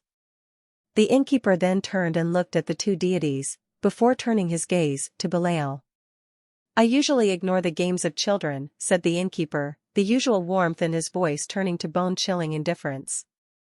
but what I cannot ignore is that your games hurt my people." He spoke no more, as if his purpose was to clarify that this matter was too far beneath him, and that he would have stayed uninvolved if the matter had not escalated to this degree. Lex had made preparations in case there was trouble, but summoning the incarnation of the Innkeeper was not in his plans. Instead, he had used the scale given by Zagan, and sent Rick out to gather a large number of monsters who would be obedient to whoever held the scale. As weaker monsters, they would naturally defer to the wishes of stronger ones. As a result, some distance from Babylon, a small horde of incredibly strong monsters were waiting to be summoned. According to his original plan, if anything were to happen, he would use his formations to stall them while he summoned his monsters to provide aid. Now though, such a plan would no longer suffice. The new plan, however, still started with Zagan's scale. He held out his hand, and without prompting Rick handed the incarnation the scale. Without even looking at it, Lex focused all the Innkeeper's aura and surrounded it with the aura, and spoke. "This scale belongs to Zagan, once a monster of the Crystal Realm, now my employee. In exchange for working for me, I allowed him to safely cross the tribulations and enter the heaven immortal realm. In the future, there will be more benefits waiting for him." Although the Innkeeper spoke softly, it seemed to transmit from the scale and to each and every monster in the realm. The Innkeeper's aura was causing a strain on the entire realm, which meant there was nowhere in the realm free from his range. By adding the aura of the scale and his voice to the mix, he was able to transmit both across the realm. Of course, only the strongest of the strong could actually detect the aura. Whosoever claims the head of the craven Belial can avail such an opportunity as well. Just as the Innkeeper finished his message, the scale crumbled as if it could no longer bear the burden it was under. The Innkeeper, too, was ready to depart. The trick about maintaining a mysterious and powerful image was to give others as little information as possible to study. The more time he spent here, the more clues he would leave. Yet just as he was about to depart, his senses picked up something, and he looked up. Above him, in the sky outside the isolated realm, there was a small patch that seemed unaffected by the red hue coloring the sky. The fact that such a tiny patch remained unaffected by the Innkeeper's aura was highly suspicious, but other than looking at it, Lex did nothing. There was no point in pursuing such a matter. The incarnation disappeared. Inside Lex's heart, his anger still remained. Instead of Belial, he wanted all the perpetrators to suffer. But he knew that his means were limited, and using the Innkeeper's identity came with the restrictions of acting as someone of such a station. He said himself that he disdained to act against children, and so he was giving out a slight punishment, which suited his image as someone far above the current situation. If, instead, he targeted everyone, he would seem petty. In that case, it would not make sense that he did not just kill them all himself. I think you should take a look at. Unable to do much more, the incarnation of the Innkeeper vanished, and the realm finally returned to normal. As if he had been freed from some massive restraint, Belial took out a skull from a spatial tool and crushed it, teleporting himself and his retinue far away from the place. The fight ended just as abruptly as it began. Somewhere far away, well within the territory of the Craven, they reappeared. "Find out what was the reason for sending to that damned place." Belial roared at his follower, as he felt like he had fallen victim to some grand conspiracy. "And have the fort employ its maximum security measures." "I'm going to the panic room." "Sire, isn't that a little too much? We're back in our own territory now." "Surely you have nothing to fear," said one of the other Craven. "Underestimating the enemy is the quickest way to die. We have not yet touched upon the deeper secrets of the Crystal Realm." "Do not fool yourself into thinking the realm is already ours," Belial replied, his voice filled with anxiety and irritation. Without waiting for more questions, he began to run. If only he could have escaped from this realm entirely, but that was not possible anymore. Inside his heart, Belial cursed out Ventura as he kept running. The deepest, darkest corner of the Crystal Realm was a place that had never seen light from the moment of the realm's inception. It was a place so deeply guarded, so cleverly hidden, that there was no one, immortal or deity, who could find it if they did not already know of its location. In such a place, there was a temple. The size of the temple was not too large, and was approximately the same as the Earth's moon. Surrounding the temple for millions of miles was one continuous horde of monsters, all kneeling and looking down. For hundreds of millions of years these monsters had existed, and in their entire existence, they had never the courage to look up. Even as the ages passed, and they reached the immortal realm, the monsters remained as docile as possible. The entire existence was merely centered around worship. The target of their never-ending worship was a black bird, oddly similar in its physique to the Sol and Frio birds, though the element this bird had an affinity for was darkness. Dinii, the deity of darkness, opened its eyes, and all the monsters worshipping it outside trembled. It had felt an aura so overwhelmingly powerful, he was convinced it could free him from the chains of this realm. For a deity, transcending realms was nigh impossible, but with such a powerful ally, it just might be possible. Assemble, it whispered, and the largest army to ever appear in the crystal realm stood up from their kneeling position for the first time in their lives. Above Babylon, in the sky, two figures seemed to be looking down at everything. One of them was the Bravenheart from the Origin realm, while the other was a figure shrouded in mist. Headmaster, did that person actually detect us? The Bravenheart asked, shock riling in his heart. No need to pay him any attention, the headmaster said, perfectly calm. Since he only sent an incarnation here, and did not act out personally, he has shown enough respect to the rules of Ventura. We will not pursue this matter, and he will not interfere in our matters either. After all, between beings of our level, we must show a certain level of understanding for one another. The projection of the headmaster disappeared. He had too many realms to overlook, and could not spend much time dealing with minor problems. Only when matters reached the level of Tao were they barely able to attract his attention. Chapter 711 Quest complete. An awkward peace returned to the isolated realm. The leaders were still spread out where they had been fighting the Craven while the two deities stood in front of the tavern. While the leaders were mostly fine, feeling only embarrassed that the Craven had come and gone and they could do naught but watch. They had not even been able to kill a single one, though admittedly it was unfair to ask anyone to kill an immortal in only a few moves. But besides their ego, they suffered no hurt. The ones feeling the most awkward were the two deities. Although they had contributed by bringing the fight to the isolated realm, that was the end of their contribution. Normally that would be more than enough for them, as beings who lorded over the realm and had ultimate power. But Lex was not hiding his dissatisfaction at their lack of participation. To be clear, he had not said anything, but his expression while looking at them was enough.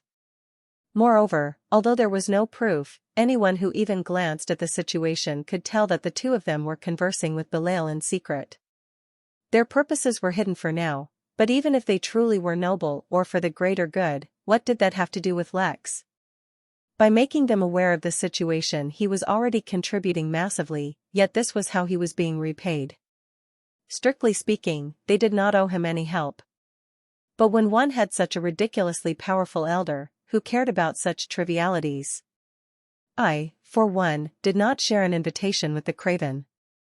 I wonder how they learned about this meeting, Lex mused out loud. He did not accuse anyone outright, but his glare was still pointed at the birds. Even if a secret is kept close, when such significant figures are involved in matters, unless special preparation has been taken to hide or masquerade the tides of fate, it is easy to divine something. They may not necessarily have known about the meeting, only that something significant is happening in this place. Lex looked around and discovered that everything had happened very quickly. Barely a couple of minutes had passed by. Although the tavern had been attacked, the town itself remained wholly unhurt.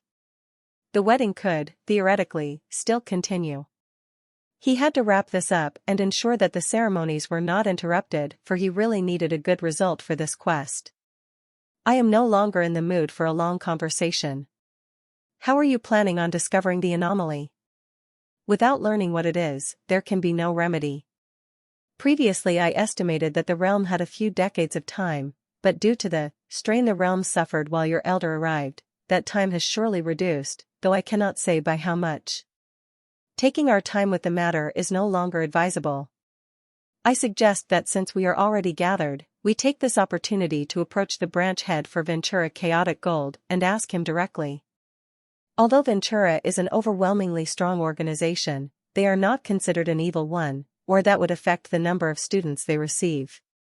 They will surely leave a way out for us. Just as Lex was about to ask how the manager can be contacted, a new figure appeared within the isolated realm. Although Lex had never seen him before, he recognized the race as Braven Harbinger. He had seen one before, Dillian Jormander, someone who worked for the Henali and had accepted Ragnar's Trillion MP quest. Although, admittedly, this one did look bigger and more intimidating. "What could you possibly have to ask me?" the massive, gray creature asked, his double-bladed weapon in his hand. The creature's deterrence was incredibly strong, and would have cowed everyone had they not just felt the even stronger aura of Lex's elder. "There is something wrong with the realm," said Cornelius, his tone accusatory. Unlike the others, he was an actual member of Ventura, so he was not concerned that he would be attacked. After all, if members of Ventura wanted to fight one another, there was a lot of paperwork that had to be submitted beforehand. The entire realm is deteriorating, and could be destroyed in a number of decades. "Oh, so you finally noticed," he said in a completely dismissive tone. He did not seem to think that such a matter deserved such concern. "Well, all I can say about that is that you have been quite lax about the Craven. You are completely ignoring them and letting them do as they want. Who can you blame but yourselves for not noticing how they are using treasures to feed on the laws of the realm? I told you long ago, when we first met, that the Craven were one of the foremost races employed in interrealm wars. Why did you think that was? Just because they are a little tough to kill?" The creature scoffed. "They have even used the laws of the realm as raw materials to build an interrealm portal, connecting this realm to a much, much larger one. While they feed on the foundation of this realm, and artificially create Earth immortals, they have already built themselves an escape route to leave for when they ultimately leave this realm barren and unable to support life." Lex heard the sound of a notification, and had a sneaking suspicion his long-awaited quest was finally complete. Unable to hold back his anticipation, he peeked at the notification. New notification, quest complete. Source of anomaly detected. System is making adjustments to avoid such anomalies in the future. I think you should take a look at.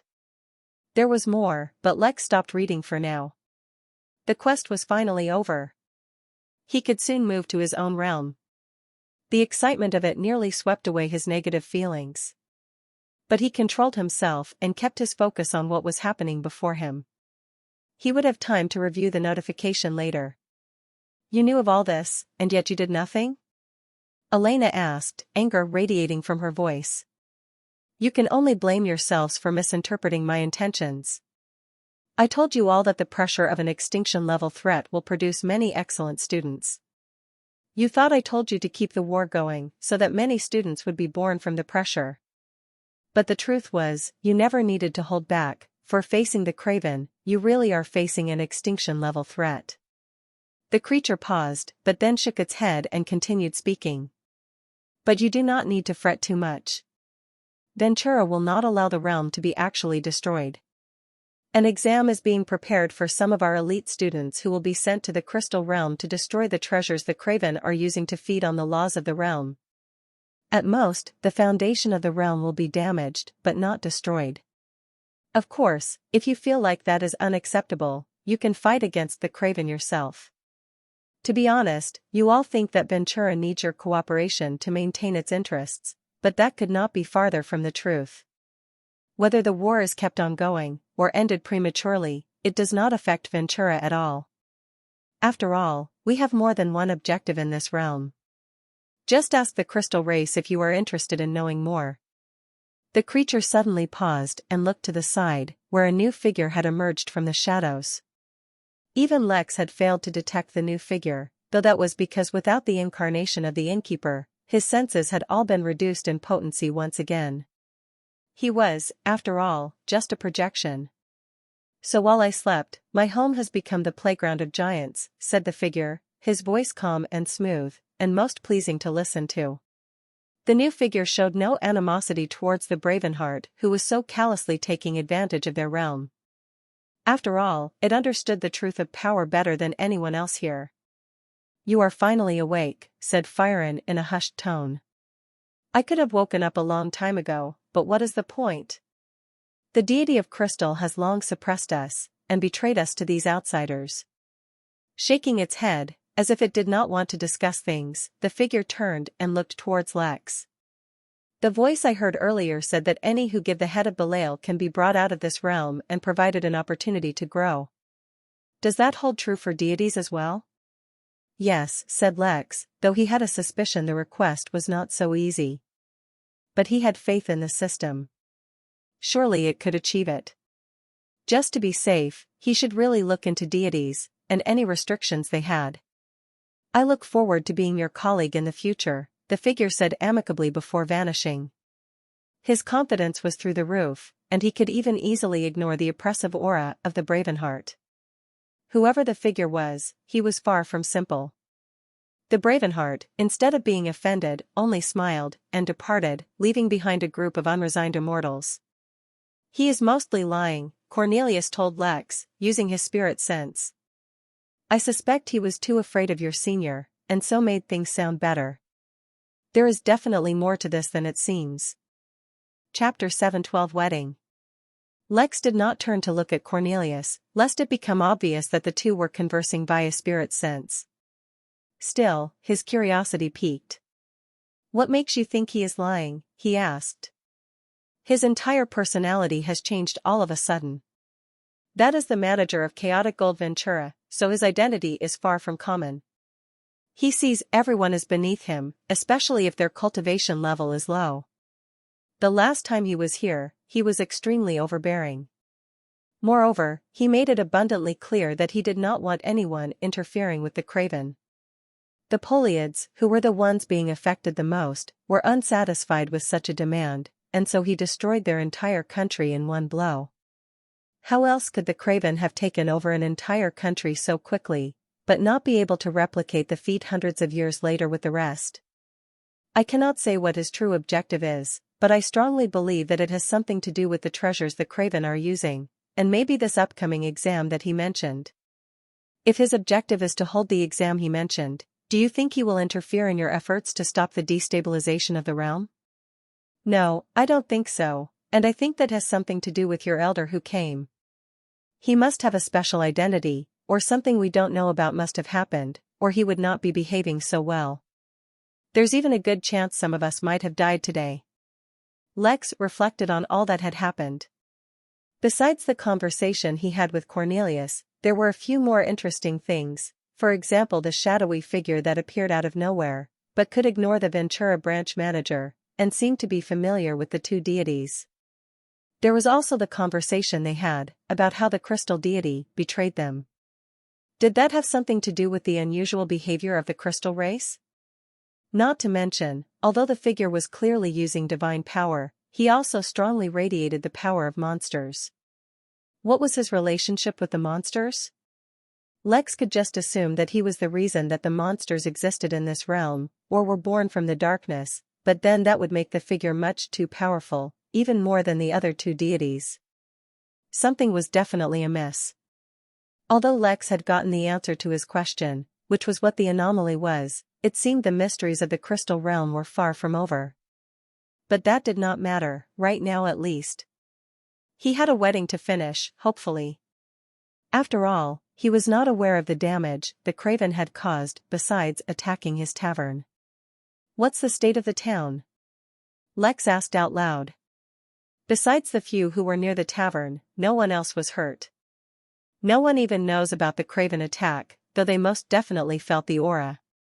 "The isolation realm is perfect for such situations," explained Firen. "In that case, I have a wedding to finish." "Since you've all already arrived, stay till it's over," said Lex, though he could not make demands of them. He was not yet sure if their participation and the events that took place here would count as a part of the wedding yet. Turning back to his tavern, which was in a poor condition, Lex immediately began working. He summoned workers from the inn, much like he had summoned Ash, and got them working on cleaning up the place immediately. Moreover, he had them collect all those who were hurt or harmed and sent them to the inn to be healed. He looked at the formations he had available. Originally, for the tavern, Lex was using formations that were beyond his current authority level. Now, though, he could only stick to what he had. Still, he had grown a lot since he founded the tavern, and so even without the cheats he had decent protection available. Although there were no spatial formations, setting up a protective formation that could block a few attacks from an immortal was still possible, albeit expensive. In half an hour, the place looked brand new, with the only indicator that anything had happened at all was the strange lack of guests and the new workers as compared to the ones everyone was familiar with. The leaders had, for one reason or another, decided to stay till the wedding ended. Although Lex did not join them, they seemed to be discussing alliances and what to do moving forward. Until they stopped the Craven from actively destabilizing the realm, there could be no remedy, so no one bothered Lex for now. Only once they finished their own objective would they come back to Lex and seek his help. It was at this time that the two processions finally arrived at the tavern. They had slowed down due to the attack, and had more or less come to a halt while their own immortals investigated the situation. The Craven had cleverly laid down a few formations around town meant to slow down reinforcements, which the divine birds removed once the battle was over. Seeing that there seemed to be no issue, the processions had continued, although now they were slightly more cautious. Yet when they arrived at the tavern all their worries vanished, as Cornelius too, the king of the Hum nation, was standing there, awaiting their arrival. The rest of the leaders decided it would be best if they remained hidden from sight. Lex watched from the sides, not able to enjoy the event nearly as much as everyone else, for he had a lot riding on this. Even when the two processions, and Phardy and Jasmine clasped hands to continue the remainder of their journey together, Lex felt naught but concern over the quest level. He was not, for even a moment, bitter about his status as a single man, besides becoming a mighty cultivator and having such a successful business under his name. On a completely unrelated note, he considered starting a dating service at the inn. The various ceremonies began. Members of the two families, and past admirers for both Jasmine and Phardy, blocked their way. The two had to either fight, negotiate or maneuver past all obstacles without letting go of each other's hands, signifying that through all the difficulties and hurdles in life they will work together, whether the hurdles be from their past or future. It took longer than anticipated, for Phardy's sister had brought a large group of rather mature women to act as Phardy's past admirers and, to be honest, Jasmine was enjoying Phardy's attempts to remain cool through the ordeal all too much. But even without that, Phardy was quite a sociable person, so his list of admirers was actually much larger than Jasmine's, despite her status from such a noble family. Once they finally entered the tavern, and took their seats at the place of honor, more ceremonies, this time of a solemn and serious nature, took place. A majority of the guests remained outside, where music and dancing was used to entertain them. The free and perpetually flowing drinks from the tavern also served to keep the guests occupied. After a few hours, Phardy and Jasmine took their oaths of companionship, and each performed the matrimonial spiritual technique used by nobles in the crystal realm. The technique could only be used once, and would forever alter the signature of both their spiritual energies. Not only would both of them be stronger, taking on a small fraction of the other's affinities, but the effects their spiritual energy had on one another would change. The specific effects depended mostly on the nature of each person's cultivation technique and affinities, but it was usually positive. In their case, Phardy's spiritual energy would give Jasmine an energizing effect, boosting her energy and recovery rate, while Jasmine's would allow Phardy to heal from injuries quicker. They cultivated while holding hands, the results of their cultivation would also be quicker. The two were now bound, not only by the contract of marriage, but by the very energy, through their very own cultivation. Outside the tavern, fireworks went soaring through the sky, signifying that the union was complete. Compared to a normal wedding among nobles, which would last anywhere between 1 to 3 months, this was a very quick wedding. But considering the ongoing war, this was already the height of extravagance they could afford. Since the tavern was too small to accommodate all the guests, the couple moved to the roof and one by one the guests would fly over to hand their gifts. Gift-giving was a very significant part of weddings among nobles, for often enough, if the children involved were not inheriting the family title, they would take on a supporting role in the family, or begin a family of their own. In either case, such gifts would help them go a long way. Lex clenched his fists. The wedding was finally about to end, and he was about to give his gift soon. He wondered how everyone would react to it. Chapter 7:13 Gifts. The gift-giving ceremony was just one of many. Some might consider the process to be unnecessarily complicated and tedious, but such an assumption was lacking in perspective. Excluding special situations, such as the ongoing war during this wedding, most of the time the nobility tried to make everything as long and detailed as possible.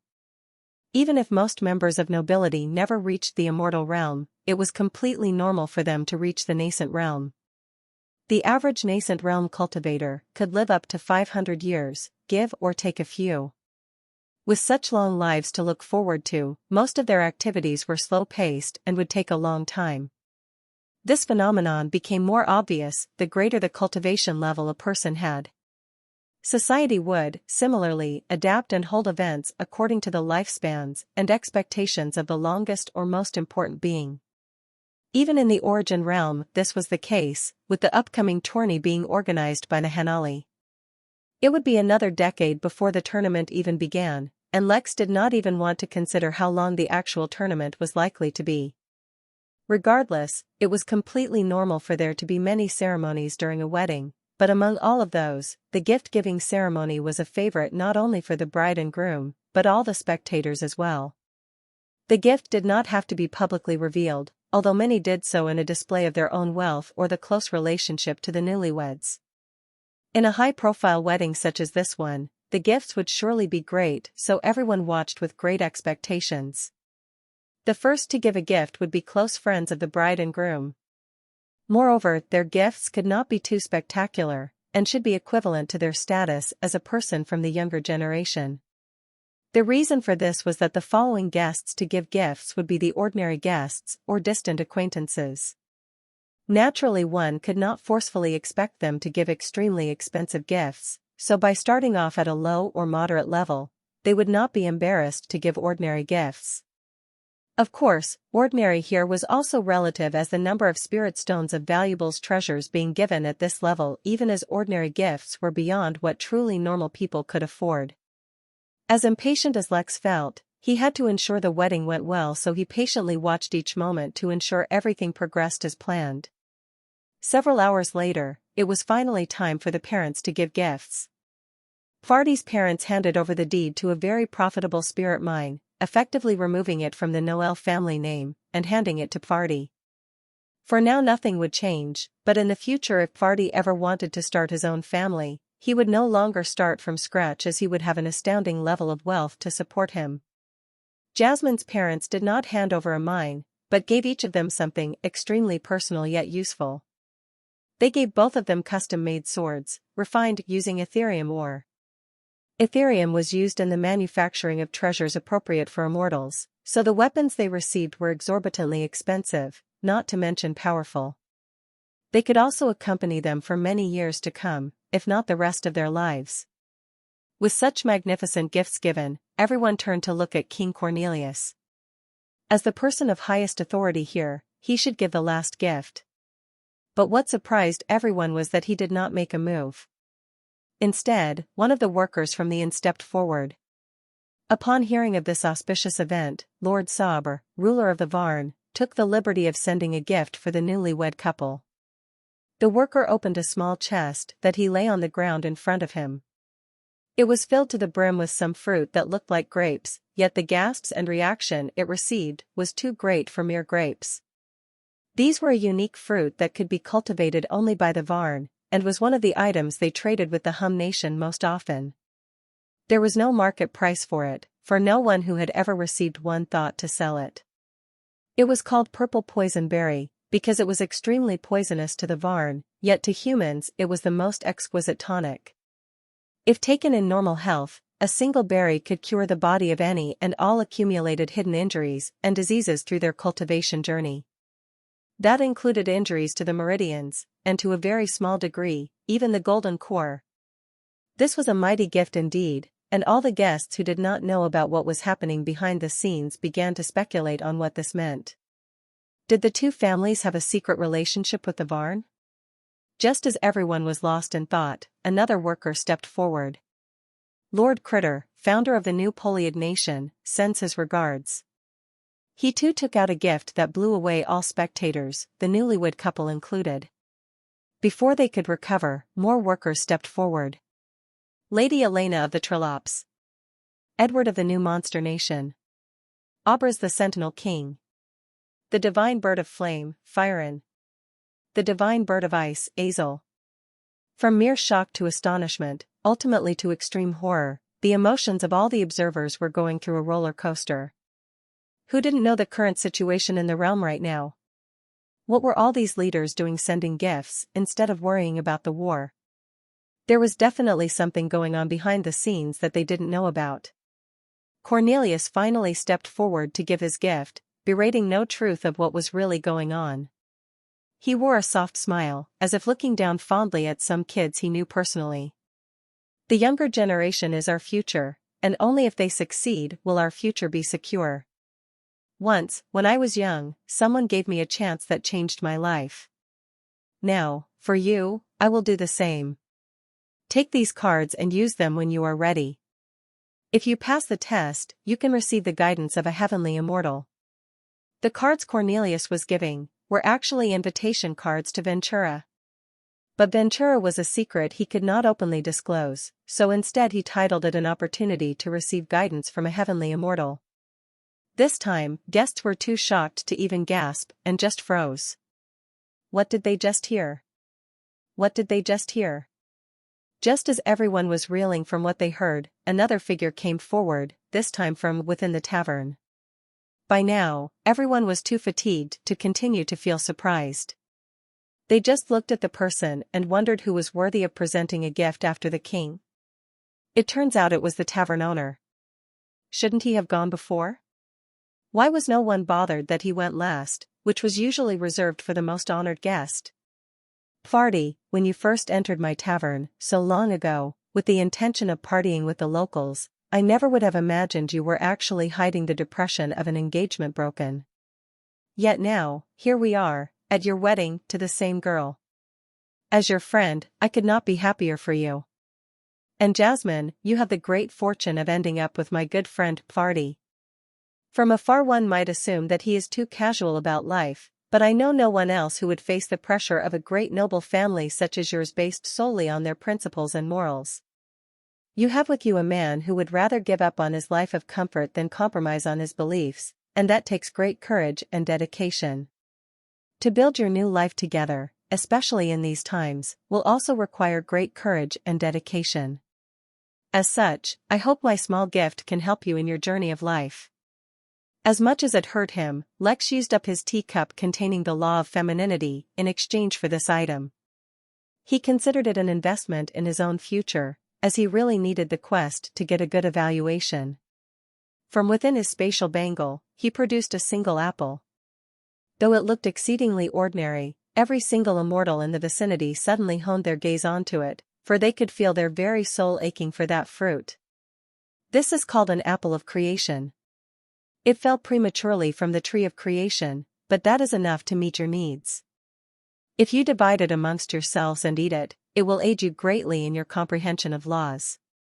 It does not matter if you've reached the immortal realm or are in the nascent, the benefits of it will not be wasted. My recommendation is to have it as soon as possible. Chapter 7:14 Plank Protos.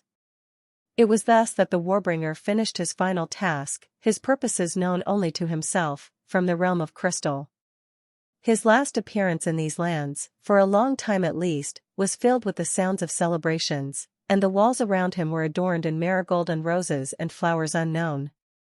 In the streets the crowds of people rejoiced for all the free boons that had befallen them, a timely reprieve during tough times. In the homes of nobles and dignitaries and other important personages, he was discussed in hushed tones and whispers. The mysteries surrounding him were just too great to be ignored. For all intents and purposes, his actions showed no indication of malice or an ulterior motive. Yet all the same, as he departed those lands, he stayed true to his name, and the ongoing war entered a new level the likes of which those lands had never witnessed.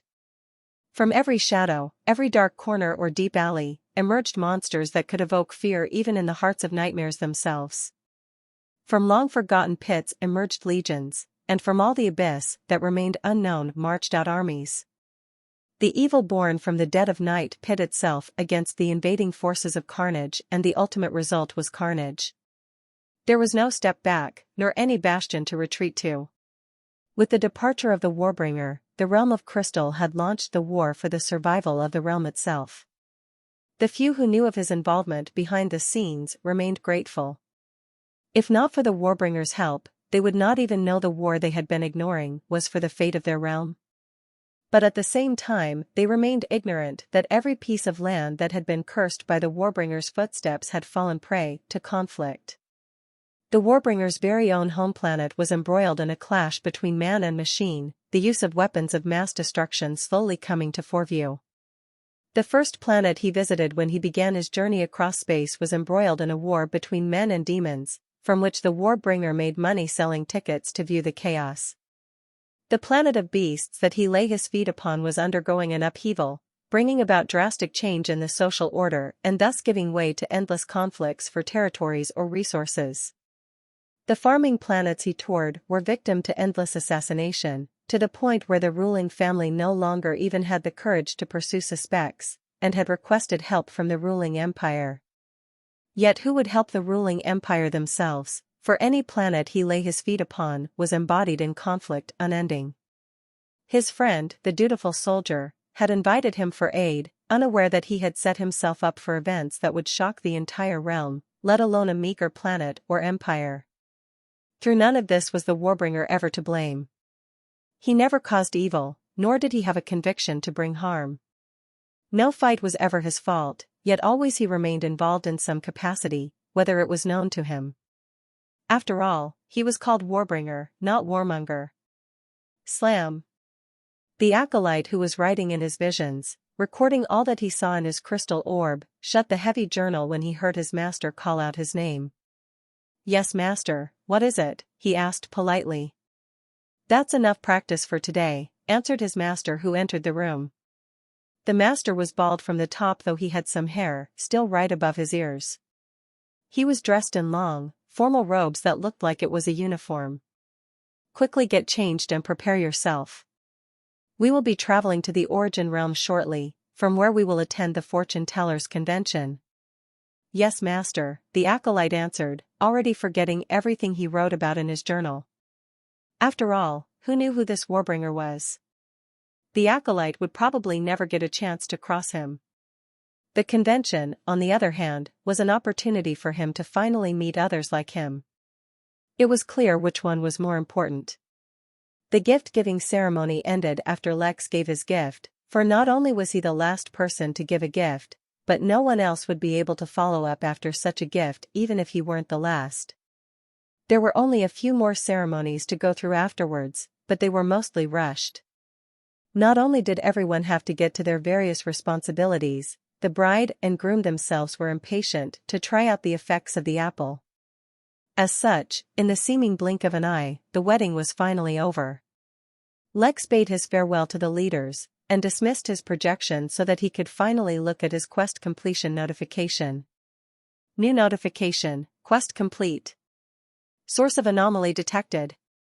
System is making adjustments to avoid such anomalies in the future. Quest: investigate the source of the anomaly in the crystal realm. Quest complete. Anomaly source: perpetual interrealm wormhole. Reward: realm seed. Remarks: host has the foresight to prepare aids for the sprouting of the realm seed. How unusual. New notification: taro fertilizer detected. Should the realm seed be fertilized? Y/N. Lex did not hesitate to give his permission. Of course he could not wait to get his own realm. He had already waited long enough. New notification: realm seed has been planted within the system. Realm seed has been fertilized. New notification, warning. Due to system maintenance, Midnight Inn will temporarily stop accepting new guests in 6 months while new changes are implemented. Existing guests will be allowed to stay and can leave at their discretion. New notification, approximate time to sprouting of realm seed is 2 years. Please make thorough preparations. The notifications immediately dampened Lex's mood, for a part of him was expecting immediate results. Logically, he should not expect such massive results to appear immediately, but he could only blame the system for spoiling him by getting him used to immediate benefits. He was also a little disappointed because he did not want his workers to continuously fight for 2 years. They themselves were not 2 years old, he could not even imagine what 2 years of war would do to their psyche. Moreover, despite his preparations, what if they were unable to survive? But he could not do anything about that for now. Even this was already more than any normal person could reasonably ask for. To lift his spirits, he turned his attention to the notifications about his other, recently completed quest. Quest: host a wedding worthy of the union about to take place. Quest complete. The host rewarded is being calculated. Reward upgraded for holding the wedding within a year. Reward upgraded for achieving an unprecedented guest list. Reward upgraded for Monster Nation revealing themselves during the wedding. Reward upgraded for wedding hosting an epic-defining meeting. Reward upgraded for wedding gifts altering the destiny of the realm. Reward upgraded for attendance of multi-realm organization Ventura.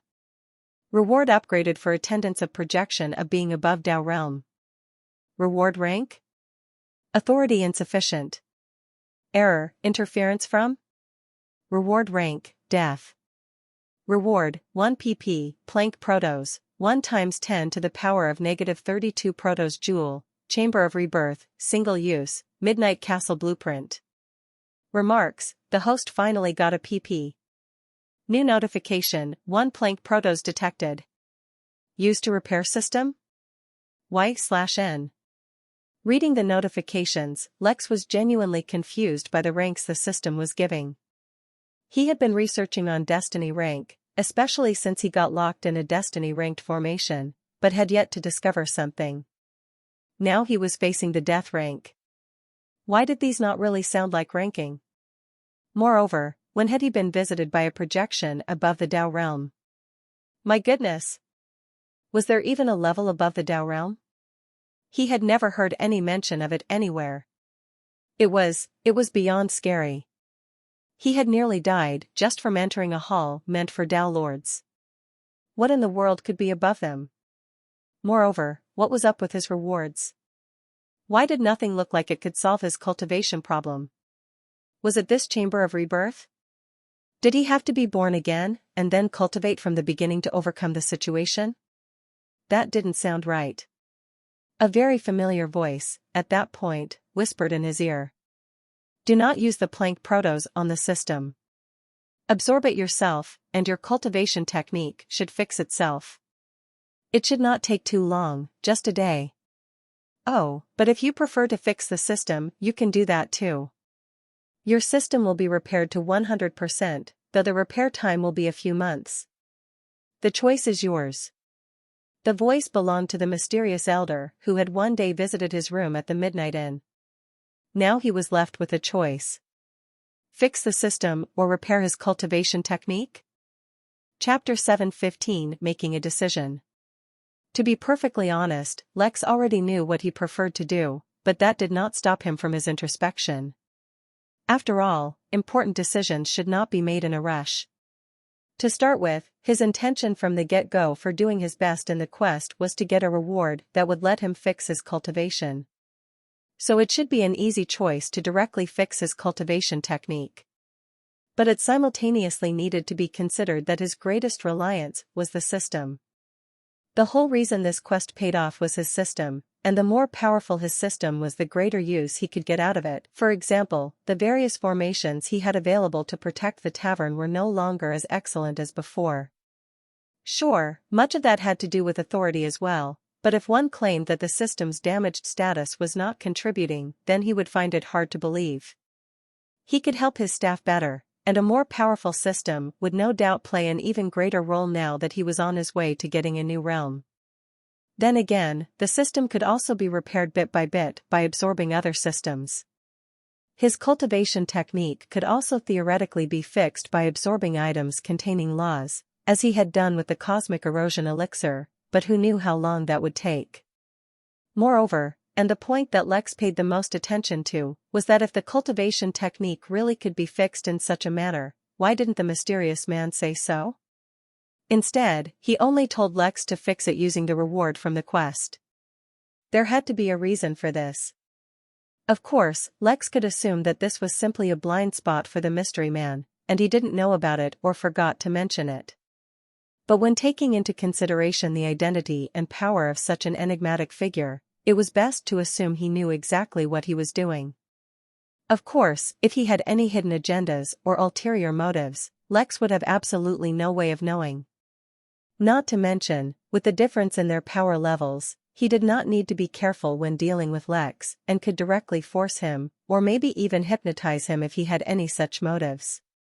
In summary, Lex could not guess the man's intentions or what he knew or didn't, so it was best not to think about it. Instead, his focus should be on his own concerns. As much as Lex used the system for his benefit, he ultimately didn't trust it at all. It was ultimately too mysterious, and he absolutely refused to believe that he could get such a good deal without having to pay anything back at all. Not to mention, the system was already much more powerful than Lex, and could easily threaten his life, as it had done in its early days. Who knew if it might restart doing the same if it resumed to full power, and found Lex as a host lacking. So, regardless of how much Lex used the system, he could not trust it at all. Instead, it was his own powers that he could rely on the most. Not to mention, even if fixing the system was the better choice, the resignation filling Lex's heart could not wane. He could not help but feel pride when he acted as the Innkeeper. Who could possibly avoid it when one could assume such a powerful role?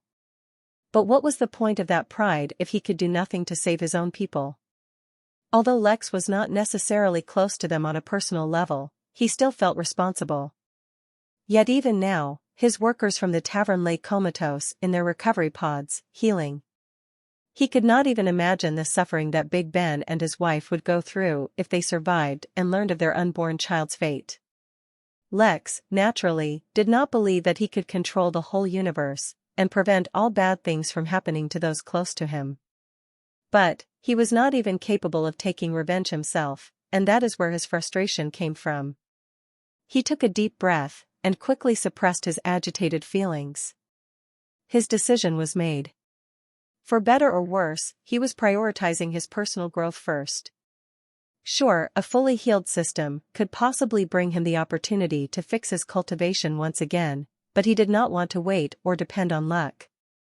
First, however, he continued to check up on his rewards. The Planck protos, which was the smallest possible measurement of the energy known as protos energy, which was normally measured in protos joule.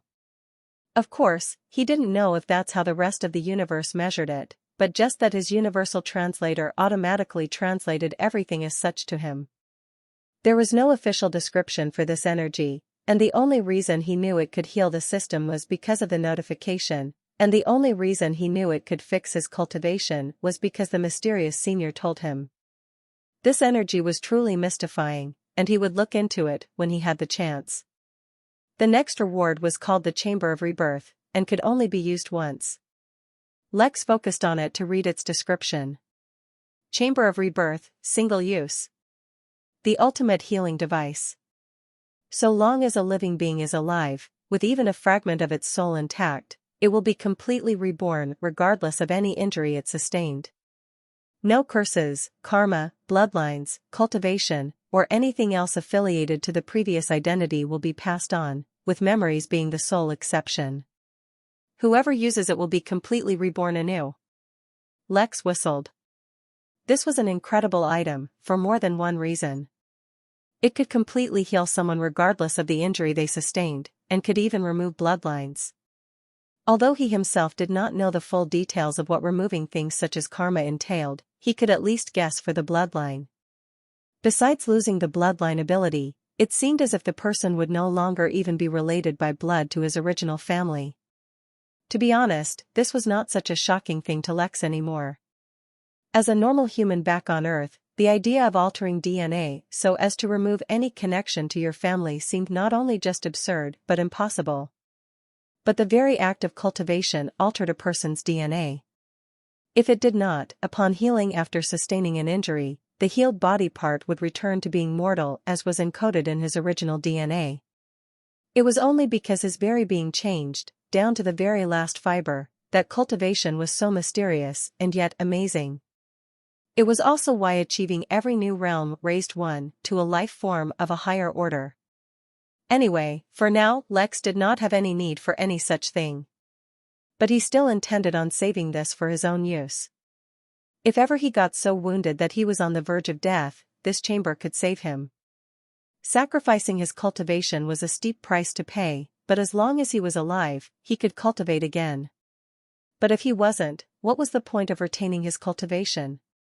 He focused on the next reward, which was quite interesting. It was called the Midnight Castle Blueprint. Midnight Castle Blueprint. A blueprint that allows for the construction of the Midnight Castle. This castle can be built within the territory of the inn or outside, but only one can be built. The resources to build this castle are extremely rare, and the requisite skill to build the castle itself are impossibly high. Lex frowned. Besides this simple introduction, there was no more detail on what the features of the castle would be, and if it had any specific role or purpose. The blueprint immediately dove into the materials needed, and the list was massive. Moreover, the few names that Lex recognized from the list were all materials that were used for immortals. He sighed. He had received yet another drain on his resources. Putting all such thoughts out of his mind, he scanned the inn once to ensure that nothing was amiss, before entering his personal meditation room. Although he was warned that the upgrade to his cultivation would be quick, he did not want to take a chance. After clearing his mind and meditating until he was in his best state, Lex chose to absorb the plank protos. The reward entered his body directly, and he never saw it or the container in which it was kept. The only reason he even knew that it had entered his body was because his cultivation technique began to circulate on its own. Soon, Lex got lost in the sensation of cultivation. Moments after Lex's scan of the inn, a guest blared her pressure down on one of the inn's workers. Even if you are a worker of the Midnight Inn, you cannot escape the consequences of being disrespectful to a deity. Chapter 716 Accepting a Challenge. Alyssa Harmony had a long and deep history with the Midnight Inn. Once, long ago, she was not more than a simple YouTuber who used to upload songs on her video channel. She had a great voice and a natural talent for singing, which made the process easier and fruitful. She had a decent number of followers, and hoped to become a real celebrity one day. Then, in the Midnight Games, she won somehow. That not only got her the attention of the many cultivators on Earth, but the cooperation of many governments. Even a few powerful individuals and organizations who thought to use her connection with the inn began to sponsor her, and soon her popularity blew through the roof. Suffice to say her singing career took off, and she was even introduced to the cultivation world. Moreover, she got herself a cultivation technique expressly suited to enhance her charisma and appeal, further boosting her popularity. Then the war happened. She became displaced, and all her popularity was for naught. Feeling completely distraught, she escaped to the inn, and eventually became a refugee in their new minor realm. Yet the minor realm was a newly developing escape for humans of Earth, and her singing talents had no use, as no one had the time to enjoy songs. But when the deities came to Earth, she once again found her calling. She returned to Earth, giving up her refugee status, and willfully became an acolyte for Adamus, the deity of diamonds. Her singing talents were once again put to good use, singing gospels and raising morale. She quickly gained the attention of the deity's strongest messengers, and then she was promoted time and time again. Before she knew it, she even gained the right to use a small amount of divine energy, sent directly from the deity himself. She took on her new role as the highest priestess of Adamus on Earth, and became a true, devout follower. But lately the situation on Earth had come to a standstill. The miscreant Marlowe had deceived a way to create spiritual nuclear bombs, or the equivalent using only talismans. Why was this a big deal when actual nuclear bombs existed? For lower-level cultivators, they would be a deterrent, sure. Even if a few nascent cultivators were targeted, the threat could not be eliminated. But there was a fundamental rule of the universe that there were different tiers of energy, and even a small amount of energy from a higher tier could suppress a larger amount of energy from a lower tier. A nuclear explosion caused by a bomb created through normal technology harnessed the most basic and fundamental energy that operated in the universe, and had no trace of spiritual energy. Enough cultivators could easily suppress the explosion, or perhaps even harness the energy from the explosion for their own use. Just because Earth lacked the means or cultivation techniques to do so, did not mean others were the same. A speck of divine energy was enough to contain an ordinary nuclear explosion, for example. But Marlowe had created a similar result using spiritual energy. This was no ordinary feat, as the science behind it was completely different from ordinary bombs. Moreover, packaging such a payload into something as nominal as a talisman, it was the result of sheer genius. The war had to be paused, as the AI suddenly became restricted by certain Henali conventions. But this was only a short delay. The war would resume. The matter had long surpassed the original cause of the conflict, and now became a contest between deities and the AI. A few interested parties had already started developing the solar system to become the site for many modern conflicts. The natives of the Earth could no longer ever hope to return for a peaceful resolution. They either had to leave or join one of the camps. King Marlowe and his new empire were the only remnants of the old world, and the last remaining hope of those with the hopeless dream of reclaiming their lands. During this pause, Alyssa did not have much to do. So her heart suddenly yearned to return to the inn, and spread the glory of the diamond deity there as well. So long had she spent surrounded by the worship of the deity's followers, that the lack of it at the inn suddenly made her uncomfortable. Still, she knew much about the inn, and so did not start any conflicts. She humbled herself and spent some time among the ignorant non-believers. Soon the feeling of discomfort faded, as she was reminded of her own simple roots. Comparing her life now to what it had been before truly increased her devotion for Adamus. As such, she decided to preach a little while she was enjoying her vacation. Casually she struck up a conversation with one of the workers who was nearby, and asked them what they thought of Adamus. To her surprise, this worker had never heard of Adamus. She immediately began to preach, but to her increasing irritation, the worker only responded politely but did not seem to be interested at all. This was a stark contrast to what she had experienced on Earth, where the pathetic mortals had been easily impressed by the divine might of Adamus. In the end, the worker could not help but say, "The members of the inn don't really follow any deities. Besides, even if we had to worship anyone, why wouldn't we worship the Innkeeper? Who is Adamus when compared to the Innkeeper anyway?" Technically, the worker should not have said that, as it was impolite towards the guest's belief. But no one was perfect, and it just came out. Alyssa was immediately infuriated, and her aura burst out. Even if you're the worker of the Midnight Inn, you cannot escape the consequences of being disrespectful to a deity, she roared, her anger clouding her judgment. But the worker did not even flinch. Where was this? The Midnight Inn. The security team was no longer inexperienced and ignorant, and they were perfectly capable of handling things. Even without the many powerful workers who had gone off to war, there were still the entire security team, young MacDonald, Gawain, Lady Anita, and many others. Lately, Captain Cirque had even learned how to use the massive spaceship security features and so could immediately target anyone within range. Last but not least, Lex continuously had events going on at the inn so that he could hire the extra security. How could anyone threaten someone inside the inn and get away with it? Yet, as it happened, it was none of those who interfered. A large, strong suddenly gripped Alyssa's arm, suppressing not only her aura, but restricting her movements as well. "Actually, they can," said a warm, yet firm voice. A man garbed in full metal armor had mysteriously and spontaneously appeared beside them, and prevented the situation from escalating. The Midnight Inn has provided a safe haven for all, irrespective of race. It is a noble and respectable act, and one which takes immense courage and power. I do not know which deity you serve, but there is no reason to create animosity between the innkeeper and your deity. It would only be a loss to you and your fellow followers. The man who spoke was Lovis, a paladin knight. Although he had not yet had the opportunity to meet the innkeeper, he had begun to admire the inn from the bottom of his heart. He could not tolerate anyone disrespecting such a wondrous holy land. It is the innkeeper who should be careful. Trespassing onto the territory of deities and accepting the worship of others is not a burden so easily borne, she replied in an agitated state. But even if she was putting on the front of anger, her heart was quickly filled with fear. She knew the strength of the inn well.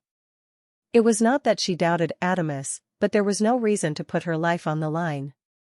Instantly, she teleported out without letting the situation develop further. "Thank you for your help," the worker said, "but you really should have let one of the security team members handle it. I would not have the courage to show my face if a guest got hurt on my behalf." "Nonsense," Lovis said while laughing. "To be a paladin is to have the heart of a protector. I cannot shy away when I see such actions." "Lovis, you have been watching too much anime," said an elf who walked up to the man. The elf was one of those guests who perpetually lived inside the inn, and so had developed many friendships with other guests who similarly spent a lot of time here. "Such an art form that captures the essence of heroism can never be overconsumed," he said, once again roaring into laughter. "Besides, I have not much else to do these days. The murder grounds are busy, so I can do nothing but wait. The paladins and the diplo can no longer tolerate each other's existence, even if it is as neighbors in the inn. There must be a resolution to this conflict, but until that happens, I can polish my mind by reviewing the recorded tales of the numerous heroes in anime." As it happened, just as Lovis said this, there was an announcement inside the inn. General Ragnar of the Jotun Empire had once challenged Warheil Fendel to a fight in the murder grounds, but the devil has responded, and selected the inn's Colosseum as the venue of the fight. If he dares to come, Warheil will be waiting there in 24 hours. The inn was suddenly filled with energy and excitement as everyone began discussing the upcoming fight. The challenge was well known and frequently discussed. For so long, the humans had been calling the devils cowards for not accepting yet. But now they had finally accepted, and accepted it with style. Elsewhere in the inn, a devil was smirking as he saw the excitement spread, as if he was satisfied with the results of his announcement. Suddenly, a member of the security team teleported in front of him. "For noise pollution and causing a disturbance without permission, you are fined 1000 MP as a first warning. Please submit the fine as soon as possible to avoid being expelled from the inn." Chapter 717, Don't Aim Too High. Primary Realm, Gaia's Graveyard. Outside a cottage made of the most sublime wood, an old man was watering the ground from a common watering can. The can was completely and totally normal, and not made from the bones of the Juggernaut King, whose body was identified as the hardest existing material in the universe. The water, too, was ordinary well water, and not the dew condensed on the surface of the Tablet of Life, a divine item some believed was the source of all life in the universe. It was this old man's habit to spend his time doing such mundane things, as they filled him with a sense of simplicity. There was no ulterior motive in his actions at all whatsoever. But, today, something extraordinary happened in this otherwise, completely ordinary and not at all fantastical place. A closed scroll began to materialize in his hand, at first just as a vague image, as if it was not more than a mirage. But slowly, it began to solidify. The man smiled and kept the scroll in his vault, which was filled with other miraculous things. In front of the scroll was a small plaque that read Regal Embrace. This was a cultivation technique of an extremely spectacular status, and could only be practiced by one person in the universe. After all, the strongest was not a title that could be replicated, or else it would no longer be the strongest. Similarly, there could only be one person who had the best defense. But even the regal embrace, a cultivation technique which could allow its cultivator to survive the destruction of the universe itself at its peak, did not require a resource as rare and powerful as Proto's energy. At the point at which Lex absorbed this, his cultivation technique used the spectacular features of this wondrous energy, and evolved beyond the regal embrace. No one could say for certain what it would evolve into in the future, not even the humble old man in the cottage. But, since it surpassed the limits of what regal embrace could achieve, the regal embrace was naturally once again available for cultivation. Their parting had been so short, much shorter than the last time someone tried to cultivate the regal embrace.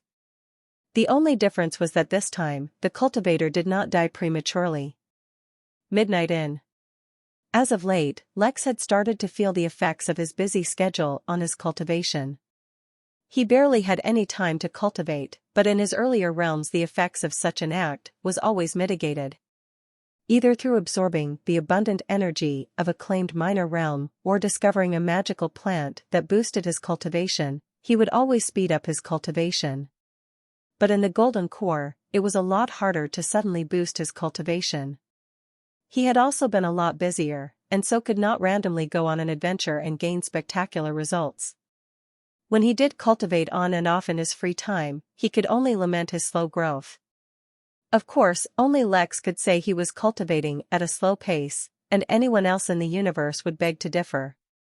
But despite his many complaints, only now that he was forced to cultivate dedicatedly, and without distraction for a long time, that he realized that done a true disservice to his cultivation. Though he cultivated with peace of mind, as he had become used to meditating, he had never reveled in it. He had never thought about the mysterious flow of energy in his body, nor had he enjoyed the process it was a part of. His care was only for the results. Though one could not really blame him for only caring about the results, he realized that he needed to give more attention and respect to the process as well. It was the process by which he was undergoing an evolution. It was laying the foundation for his future. It was extremely mysterious. It was also extremely boring. Sitting still and unable to do anything else as his cultivation technique ran on its own, Lex had countless thoughts. Although he did realize the drawback of not giving enough time to his cultivation, he also realized that it would be much harder to do so if he didn't thoroughly enamor himself with the process in the future. As he cultivated further, and his mind evolved, his processing power would increase tremendously. While previously all his focus was spent on his cultivation, eventually he would reach the stage where a large portion of his mind was free to have random thoughts, and also to be bored. It was something he would have to overcome. For now, he could only occupy his mind by focusing on the changes his technique underwent. Despite his secret hope, absorbing the plank protos did not make his cultivation explode, like it did back in the Foundation realm. In fact, his cultivation level did not move at all. Instead, it seemed like his technique was evolving with each cycle it went through. Lex's newly improved memory allowed him to easily identify even the subtlest of changes, and memorize exactly how it changed each step. Although for now he could not understand its relevance, maybe one day in the future he could look back and learn or discover something from it. Like this, an entire day slowly went by, and then the better part of the second day. It was only when dusk was beginning to fall that Lex's cultivation finally finished, and he regained control over his body. To his disappointment, his cultivation did not change at all. It seemed he would not be getting a shortcut to a higher cultivation level anytime soon. But he simultaneously could not say that there was no change at all. Like when he first entered his new realm, his cultivation technique barraged his mind with a stream of new information that allowed him to understand many things in greater detail than ever before. Moreover, he also faced the revelation that his cultivation technique had evolved and had surpassed the regal embrace, and thus was nameless for the time being. Whatever it was called would be his decision in the future. But that information was not nearly as important as what it signified.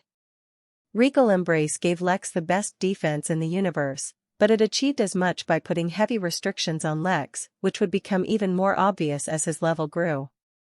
The most obvious restriction was his inability to learn attacks. This was because the kind of laws that the regal embrace relied on were so heavily focused on defense that even the idea of offense was repulsed by the technique. For now, Lex found a way to circumvent this situation by relying on arrays, but in the future he would have discovered that things were not so easy. One could not achieve the most in any field without entering some kind of extreme. His new nameless cultivation technique removed that flaw.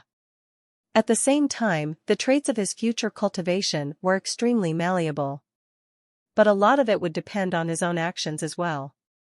If he now began to develop his cultivation technique to become strong, while reducing his focus on defense, then in the future he would no longer be able to achieve the status of having the strongest defense. This was because even though the technique had surpassed the regal embrace, its ultimate result would be dependent on himself. It was like he gave up the option of a guaranteed good result, in exchange for the potential of a better one. But, alongside the potential of a good result was also the potential for a worse outcome. Lex snorted. He was not afraid of getting a worse result at all. He had proven his worth time and time again with all the trials he faced, and in fact, preferred things to be this way. This was because he did not want to think that he had achieved everything just because he had a good cultivation technique. Now, with the ability to influence the technique himself, he wanted to achieve an even greater height. He remembered that regal embrace could survive the destruction of the universe, and had another technique beside it which could destroy the universe itself. If that was the case, he wouldn't aim too high. He just wanted to achieve such incredible strength that he could even break the regal embrace at its peak, and have such a sturdy body that he could face Mo's blessing's strongest attack without flinching. Since he had this technique which could surpass the regal embrace, then he would make it so that neither the regal embrace or Mo's blessing could ever match up to his level. Somewhere far off in the origin realm, a celestial who was cultivating suddenly opened his eyes. For some reason, his cultivation technique felt like it had been challenged. Chapter 7:18 Preparing. Making the most out of his cultivation technique involved more than just deciding to do better. The nameless technique he was now cultivating was similar to regal embrace in the regard that it could adapt tremendously and had no upper limit. Unlike the regal embrace, however, it would not run into a problem where growing further could lead to death. It was also extremely intuitive. For example, the moment Lex decided his goal of surpassing regal embrace and Mo's blessing, the cultivation technique adapted automatically and informed him of what he needed to do to proceed. As it turned out, cultivating the most powerful cultivation technique in the universe was extremely resource-intensive. On his defensive front there was not much work needed, as regal embrace had built an adequate foundation for him to proceed from. The issue was his body's attack capabilities. He was severely lacking in them. Much of that would automatically be fixed while he cultivated, and his new nameless technique adapted his body. But unless he wanted to spend the next 100 years just fixing his cultivation technique, before even moving on, he needed to supplement his technique with multiple resources. His body's base strength was incredibly high, which helped a lot. But great strength was only one aspect of offense, and he was wholly lacking in every other regard. Fortunately for him, most of the resources he needed to fix his existing cultivation could be easily found. Unfortunately, some of them were on the rare end of the spectrum. That was also only considering his existing cultivation. To continue to cultivate while maintaining the standard that he wanted, he would either need to procure increasingly rare resources or cultivate normally and spend a ridiculous amount of time to allow his cultivation technique to replace the effect of those resources normally. Lex compiled the list of the resources he needed right now and checked if any were available at the inn. Surprisingly, a fair number of them were being sold at his very own guild room by various merchants. Who knew his guild room had grown to such a level? Without wasting any time, he put up a request for the remaining material in the guild room, and bought what was available. He teleported all his newly acquired materials to his meditation room, unable to suppress his eagerness to grow stronger. Although his versatility with arrays was commendable, the sheer effectiveness of a proper attack was also not something to be overlooked. He couldn't wait to acquaint himself with some new techniques and see if he could learn them as quickly as he did with defensive ones. Unfortunately, he could not randomly absorb everything he had gotten, as there was a required process and sequence to things. This would be a time-consuming process, but compared to normal cultivation, he expected a quicker growth in his strength. Without further ado, he began cultivating once again. Some materials could directly be eaten for Lex to absorb their features, while others had to be drained of their energies. Others still were just catalysts to be used in conjunction with other materials. There was one material in particular that simply required Lex to dip his feet into while cultivating. Clearly this would not be a straightforward process. A few hours passed by, and Lex already began to subtly feel the difference. It was not his strength that had increased, or anything else for that matter. It was his natural aura that was slowly changing. While previously, Lex's aura could be called warm or pleasant, most of the time, it was now gaining a honed edge. He did not know how that affected anything, but it was a start. Slowly and steadily, once he was finished fixing his current foundation to accommodate his new cultivation, every inch of his body would become lethal, much in the way that every inch of his body had the same toughness. Feeling good about his progress, he teleported back to his office. It wasn't that he didn't want to continue cultivating, for the feeling of becoming noticeably stronger was quite addictive. He had not run out of materials yet either. Instead, there was an optimal amount of time he could cultivate each day. Any more after that would only give diminishing returns. Did I miss anything while I was cultivating? Lex asked Mary, more as a habit than from any expectation of anything happening. Yes, actually.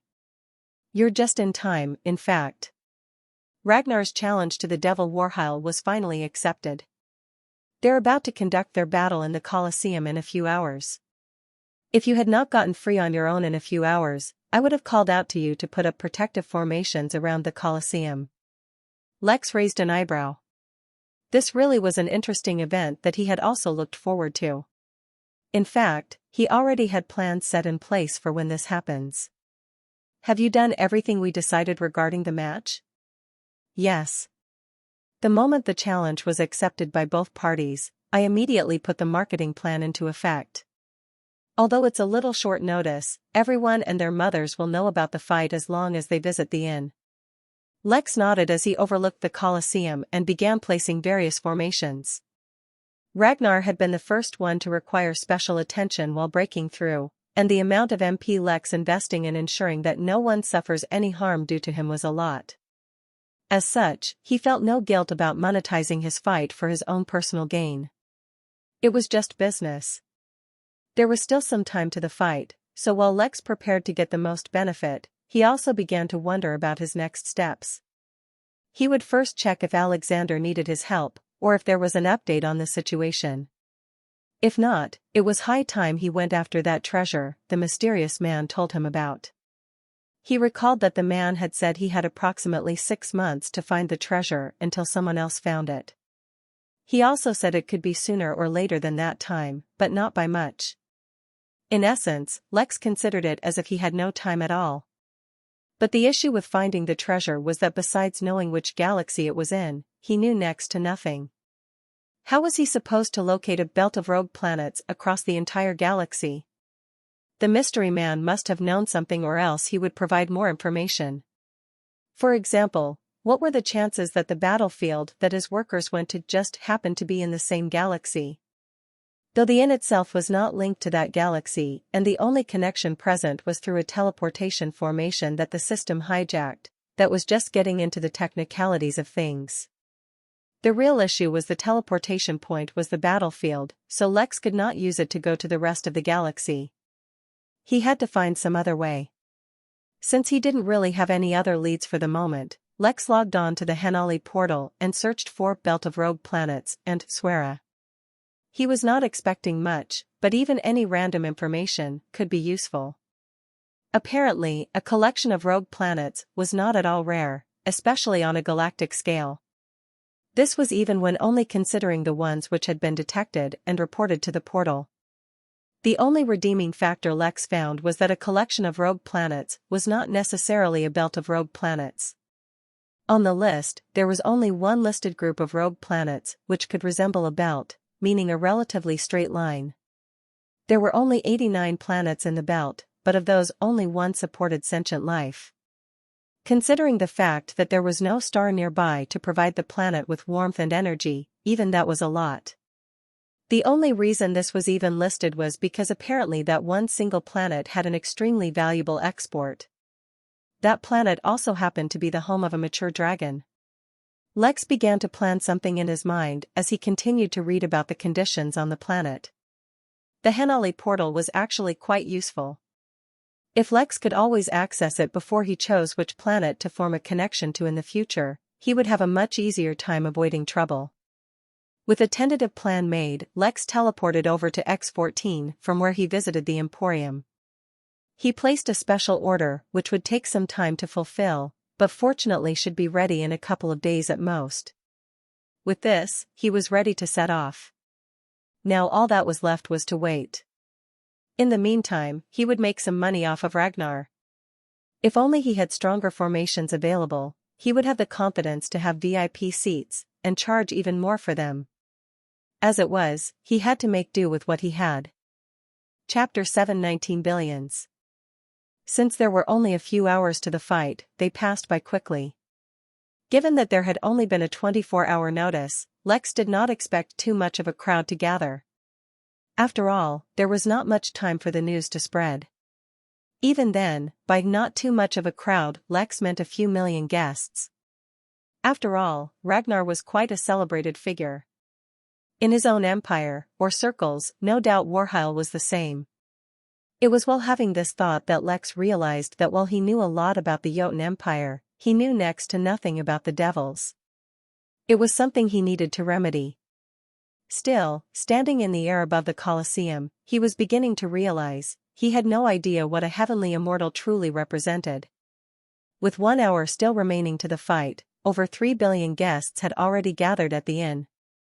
Since it had already become one, regardless of whether Lex was originally planning for it or not, Lex turned the fight into an event. At first when he noticed the surge in guest arrivals, after establishing the event, Lex went through the usual motions.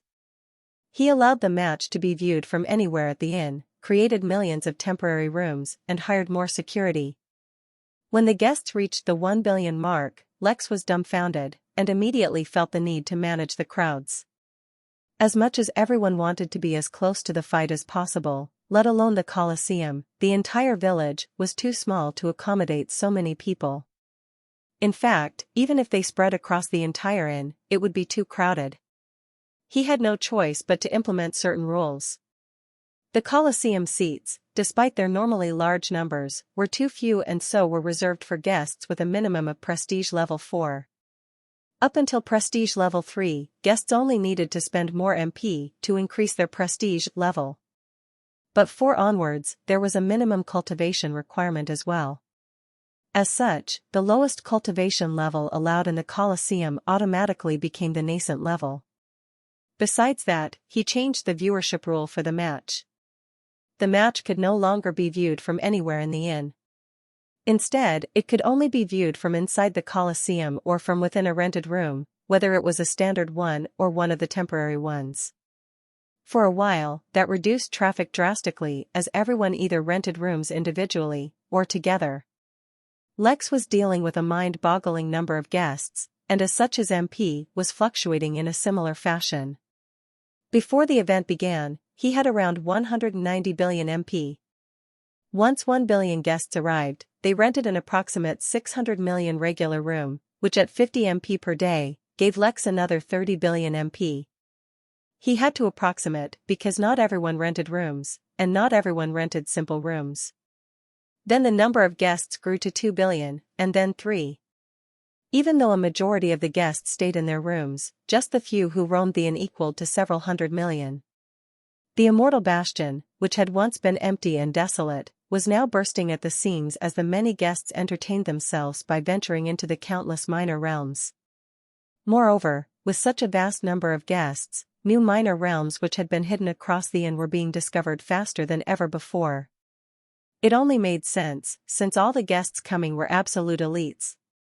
There were already over 800 million Earth immortals at the inn, though most of them sat in their rooms patiently. Most of them were devils, with the remainder being soldiers from the Jotun army. There were few heavenly immortals too, or at least, those whose level Lex could not identify, and he guessed were at that level. Emperor Jotun was there himself, alongside his queen, and a number of his children. None of his brothers had come though. As things got more and more chaotic, Lex took a deep breath and spent a massive 50 billion MP on more security. There were too many immortals at the inn, and even the slightest spark could create overwhelming chaos. Especially since there was about to be a fight between two extremely decorated members of the human and devil race. For once, Lex made a decision that went against his capitalistic side. He did not open up any betting, because he did not feel like he could afford to mess with the money of hundreds of millions of immortals. Goddamn, why was the inn so hot today? Lex wondered as he wiped a bead of sweat off his forehead, ignoring all the snow around him. Only when the new security guards showed up, as well as the dragon, griffin, and other prominent guards he had seen before. They did not hesitate in displaying their overwhelming aura, though they only did so for a moment. They were there to deter, not intimidate. As the final hour ended, up to 5 billion guests had come to the inn. Most of the present guests were all either soldiers or elites of the Jotun Empire, or devils. Despite this, Lex had to constantly focus on managing the situations and create temporary biomes with unusual environments, as too many of his guests were too uncomfortable without them. So caught up was he, that he almost missed the fact that Emperor Jotun excused himself for a brief moment, and in secret visited Warheil almost. Lex was not one who enjoyed gossip, but at that moment all his attention was diverted to the meeting. Unfortunately, they spoke through their spirit sense, if they spoke at all, and separated immediately. A few minutes later, Ragnar entered the Colosseum. A hush spread across the inn as all eyes were fixed on him. For this occasion it seemed the man had made no special preparation. He wore his usual, extremely bulky armor with the only new addition being he was wearing his helmet as well. For a weapon he held only a flanged mace, seemingly made out of common iron. Although his entrance had been extremely simple, and he stood there calmly as if it were just another day, the crowd was filled with excitement. Lex, especially, became extremely sensitive to the wave of emotion sweeping the inn, for they somehow seemed to take on a life on their own, and began to exert their influence on everyone. This was the first time Lex felt emotions exerting an actual physical pressure akin to the aura of a high-level cultivator. Perhaps it needed a large enough collection of people, or perhaps the people involved needed to have a high enough cultivation. Whatever the case, since the inn wasn't stopping it, that meant that the force was not malicious or harmful. But it was most definitely infectious. Even those who had no affiliation with the human race, or the Jotun Empire, began to feel the feeling of expectation associated with Ragnar. He was a living legend in the Empire, and over the course of his service in the army, which itself had spanned more than 1,000 years, he had more than built up his reputation. He was called the Son of the Empire, for the services he had rendered to the Empire went far beyond what could be expected of a soldier. While he was handling all the various logistic problems, Lex paid close attention to not only the Colosseum, but to Emperor Jotun in particular. While everyone looked out at Ragnar with expectation, only he seemed to have pity in his eyes. Something was amiss. But there was no time to speculate, and even if he could, Lex could not interfere in this matter. All he could do was look. Just as calmly as Ragnar had, Warheil entered the Colosseum from the opposite side. He was wearing a fitted black suit with gold embroidery. The smile on his face seemed quite genuine, and he did not seem to feel like he was going to a fight at all. It seemed that all characters at such a level were extremely confident in themselves. No nervousness could be detected from either of the participants. "Human, I almost pity you. In your confidence, you do not even know the mistake you have made," he said while looking at Ragnar, as if he was genuinely concerned for him. "In my life I have made many mistakes. Confronting evil is not one of them," Ragnar replied calmly. Warheil shook his head one more time, as if he was disappointed in him. "Realize, child, that you have built up your legend only fighting the servants of devils, not us devils directly. It is time you learnt the difference between a master and a slave. Without any forewarning or superfluous movements, Warhile lifted his finger and thrust it forward. The world itself seemed to end. Chapter 720 Quick Battle. One of the many excellent features of Regal Embrace was how quickly Lex could learn defensive techniques. But not only could he learn them quickly, he could analyze someone else using them as well. With this new technique, Lex hoped to retain that feature, as well as gain a similar feature for offensive techniques as well, not to mention every other kind of technique that existed. One should expect this much from a superior technique, right?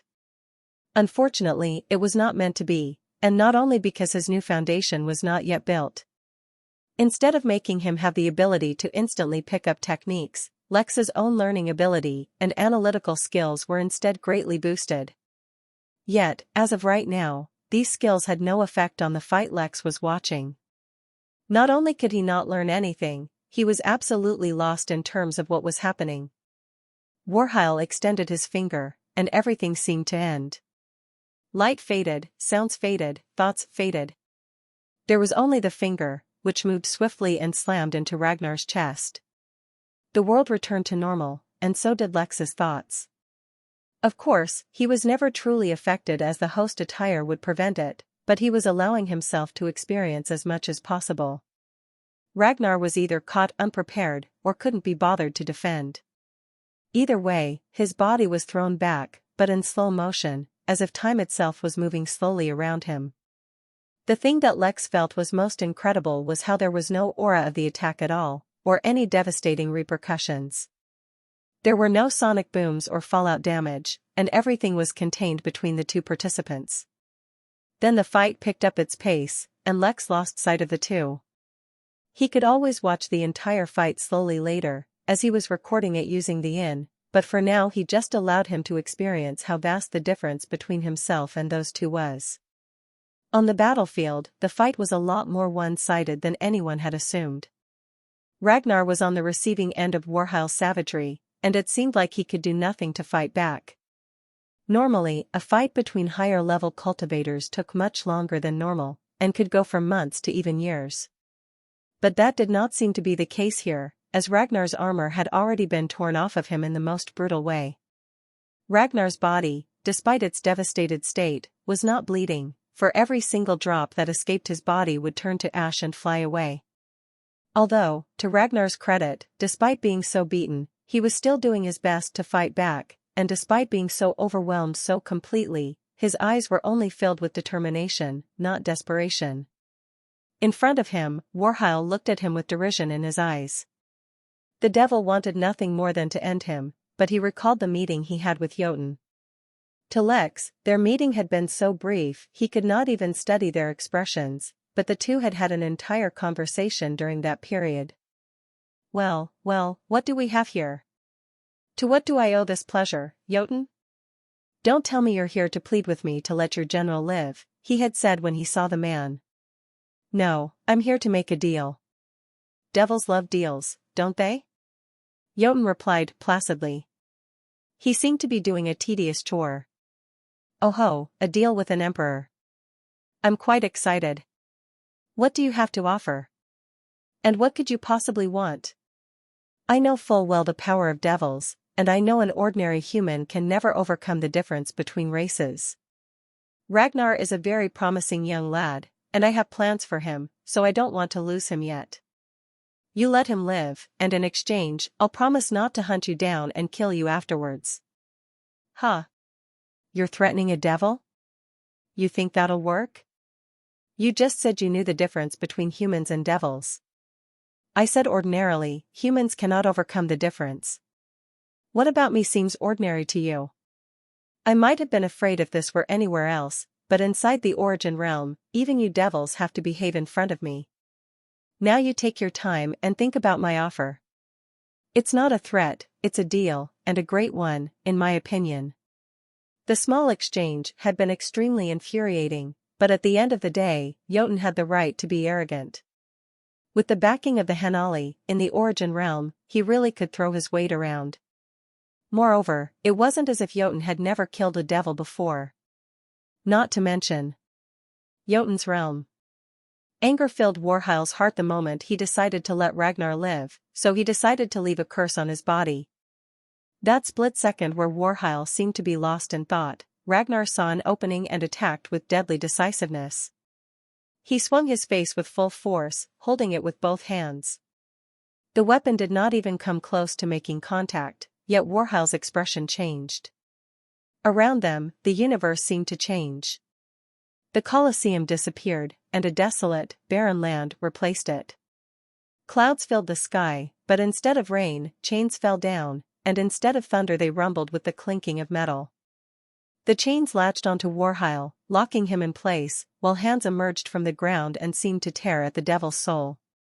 But before any real damage could be done, Warhile's eyes changed.